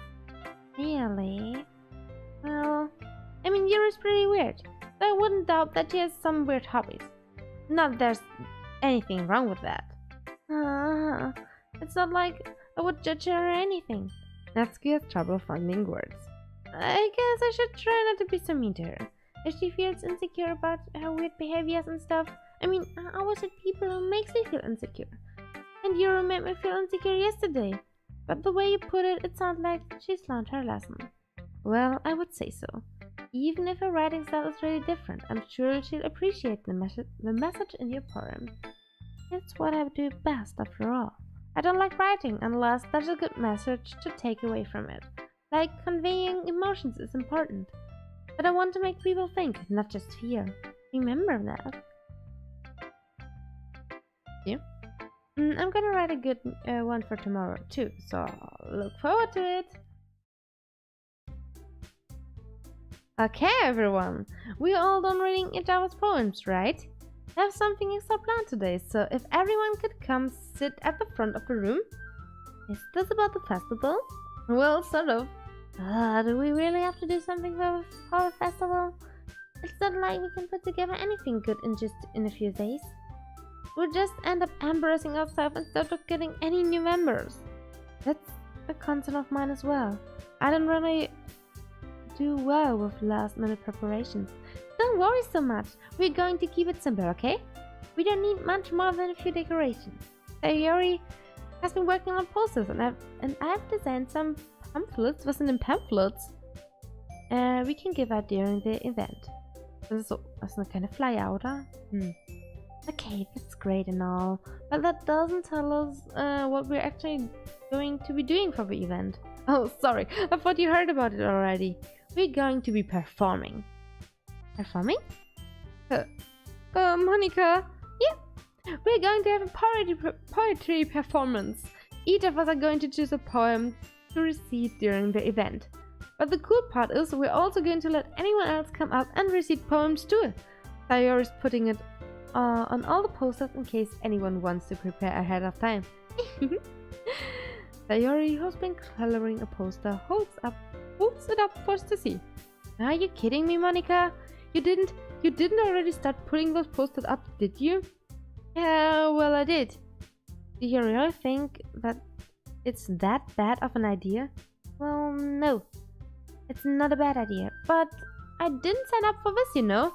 There's no way I'm going to be performing in front of a group of people like that. I agree with Natsuki. I could never in my life do something like that. Imagining Yuri shakes her head in fear.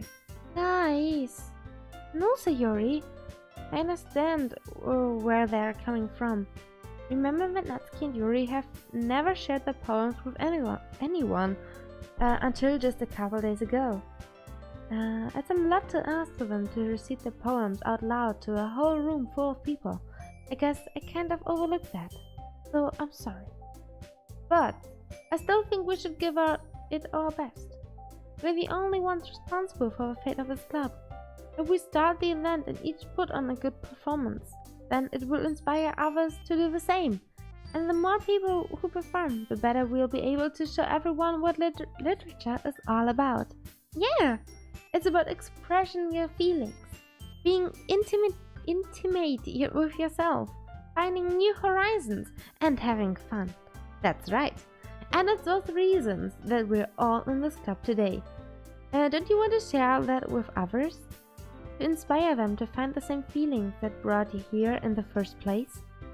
I know you do. I know we all do. And if all it takes is standing in front of a room for 2 minutes and reciting a poem, then I know you can do it. Natsuki and Yuri remain silent. Sayori looks worried. I guess that leaves me no choice. I agree. I don't think it's too much to ask. I think that Sayori and Monika have been trying really hard to get new members. The least we can do is help them out a little bit. Well, maybe, but... It looks like Natsuki doesn't have any arguments left. Okay, fine. I guess I'll just have to get over with it. Alright. Oh, thanks, Natsuki. What about you, Yuri? Yuri dejectedly glances around at everyone else's expectant faces. I guess I don't really have a choice. Huh? That's everyone. Alles klar, Furry. Schlaf gut, danke, dass du da warst. You're the best, Yuri. This club is seriously going to be the death of me. Okay. Oh gosh. You'll be fine, Yuri. But anyway, let's move on to the main event. I want each of you to choose a poem of yours. We're going to practice reciting them in front of each other. No way! Monika! This is so sudden! Well, if you can recite your poem in front of a club, how do you expect to do it in front of strangers? Oh no. Don't worry. I'll start off to help everyone feel a little bit more comfortable. Can I go next? Of course. Now let's see. Monika flips through her notebook to the specific poem she has in mind for herself. She then stands behind the podium. The title of this poem is The Way They Fly. Oh god. Monika begins reciting her poem. Her clear, confident voice fills the room. More than that, her inflection is pristine. She knows exactly how to apply emotion behind each line she recites, bringing the words to life. Is this something she's done before, or is she simply a natural? I glance around me. Everyone has their eyes on Monika. Sayori looks amazed. Yuri has an intense expression on her face that I don't understand. Finally, Monika finished the recitation. Gute Nacht, Olaf! The four of us applaud. Monika takes a breath and smiles. That was so good, Monika! Thank you very much. I was just hoping to get to set a good sample. Are you ready to go next, Sayori? I'll go next. Oh, Yuri's fired up all of a sudden. What? Yuri clutches a sheet of paper between her hands and stands up. Keeping her head down, she walks quickly over to the podium. The poem is called... Yuri anxiously glances at each of us. You can do it, Yuri! It's called Afterimage of a Crimson Eye. Yuri's voice shakes as she starts reading the poem. Just a moment ago, she practically refused to do this. Why is she suddenly putting in so much effort? As Yuri gets past the first couple of lines, her voice changes. It's almost like what happens when Yuri gets absorbed into her books. Her quivering words transform into the sharp syllables of a fierce and confident woman. The poem is full of twists and turns in its structure, what she enunciates with perfect timing. This must be a rare glimpse into the whirling fire Yuri keeps concealed inside her head. Suddenly, she's finished. Oh, everyone is stunned. Yuri snaps back into reality and glances around her, as if she bewildered even herself. It's up to me to save the situation. I'm the first to start applauding. Everyone joins me afterward, and we give Yuri the recognition she deserves. It's not that we didn't want to applaud for her, but we were pretty good.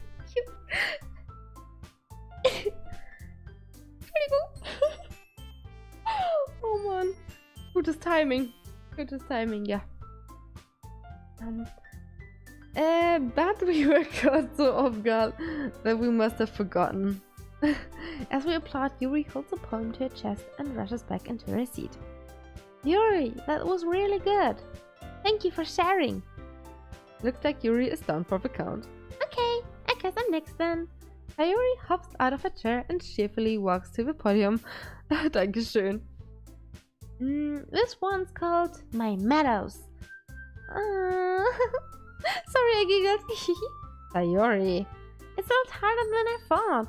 How did you guys do it so easily? Try not to think of it like you're reciting to other people. Imagine you're reciting it to yourself, like in front of a mirror or in your own head. It's your poem, so it'll come out of the best way. I see. Okay then.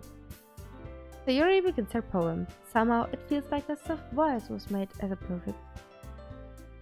Ich bin nicht weggelöst, nein, gar nicht, nein, alle nicht am Schlafen. The poem isn't aimlessly cheery like Sayori is. It's serene and bittersweet. If I were to read this on paper, I probably wouldn't think too much of it. But hearing it come from Sayori's voice almost gives a whole new meaning. Maybe this is what Sayori meant when she said she said she likes poems. Ihr seid noch wach, natürlich seid ihr noch wach. Ja, genau. It's like I get reached more deeply into someone I thought I knew through and through. Sayori finishes and we applaud. I did it! Good job, Sayori. Even Chaya liked it. I guess that's a good sign. What does that mean? It came out nicely, Sayori. The atmosphere of a poem fits here really nicely. But it might be that the other poems wouldn't work quite as well with that kind of delivery. I don't really understand. In other words, I've seen poems of yours with that sort of gentle delivery wouldn't work as well. They might need a little more force behind them, depending on what you're reading. Oh, I know what you mean. I've been practicing that kind of thing. Just embarrassing to do it in front of everyone. Then next time I'm going to make you pick a poem that challenges you a little more. We don't have much time before the festival, you know? Okay! Now who's next? Natsuki? Don't make me go before Chaya. It's not like I can compare it to you guys anyway. Might as well let Chaya lower everyone's standards a little before I have to do it. Natsuki! It's fine. I might as well get over with it. But it's not like I have much of a selection of what to read. I just have to go with what I wrote for today. Fully awake here, obwohl es eigentlich nicht so sein sollte. Oh, okay. Warum sollte das nicht sein? Solltest du schon schlafen? I stand up and step in front of the podium. Everyone has their eyes on me. Makes me feel terribly awkward. Ich habe alle unterschiedliche Augenfarben. Die beiden mal passen zu den Haaren, die beiden nicht. Das ist traurig. Entschuldigung. I recite my poem. Since I'm not exactly confident in my own writing, it's hard to put energy into it. Despite that, once I finished, I receive applause anyway. Anyway, genau. Sorry, I'm not really as good as everyone else. Don't worry about it so much. I think it's less about your abilities and more about your lack of confidence in your writing. That's something that'll improve over time, though. Maybe. Alright then. That just leaves you, Natsuki. Yeah, I'm going. Natsuki begrudgingly gets out of her seat and makes her way to the podium. The poem is called... Oh, why are you all looking at me? Because you're presenting. Ugh. Anyway, the poem is called Jump. Natsuki takes a breath.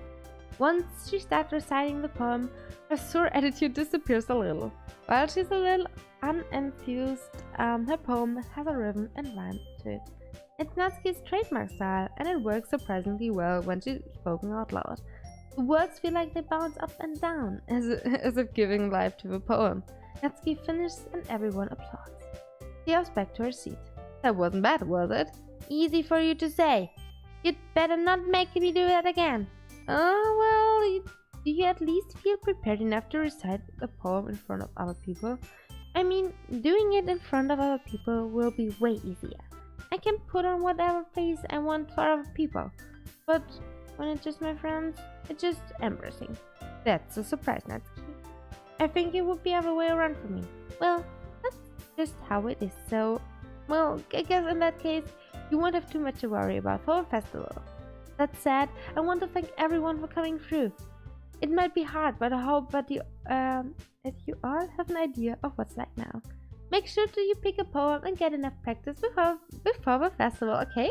I'll be making pamphlets, so let me know ahead of time what you'll be reciting.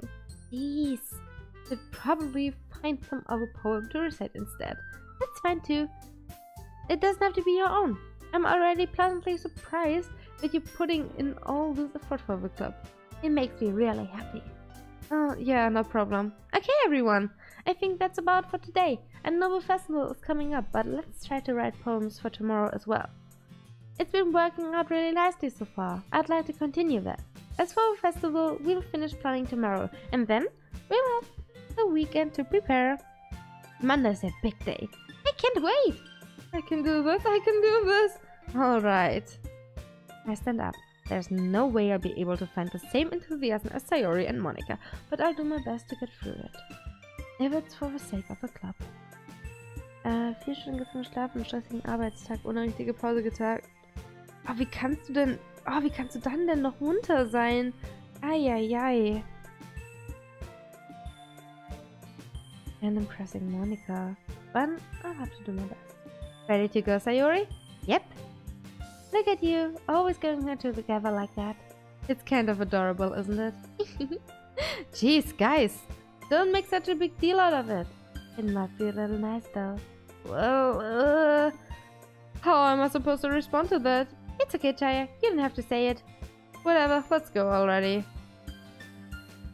I walk home with Sayori once more, even though it's only been a few days. A lot of things have already changed, but today Sayori is being a little quieter than usual on the way home. Hey, Sayori. Sorry, I was spacing out. Oh, no wonder. I was thinking about something from earlier. I like how we get to... Sayori fumbles with her words. So let's just say that one day Yuri asked to work home with you. Huh? What would you do? What kind of question is that? You're kind of putting me on the spot here. Ich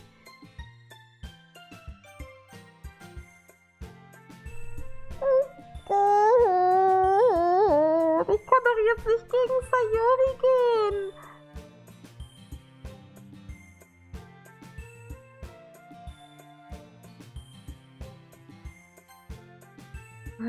Walking home with Yuri, huh? Why does the thought of that make my heart pound? I mean, given how hard it is for her to socialize, I would feel awful turning her down, so... Isn't she beautiful and smart? That has nothing to do with that, I just said.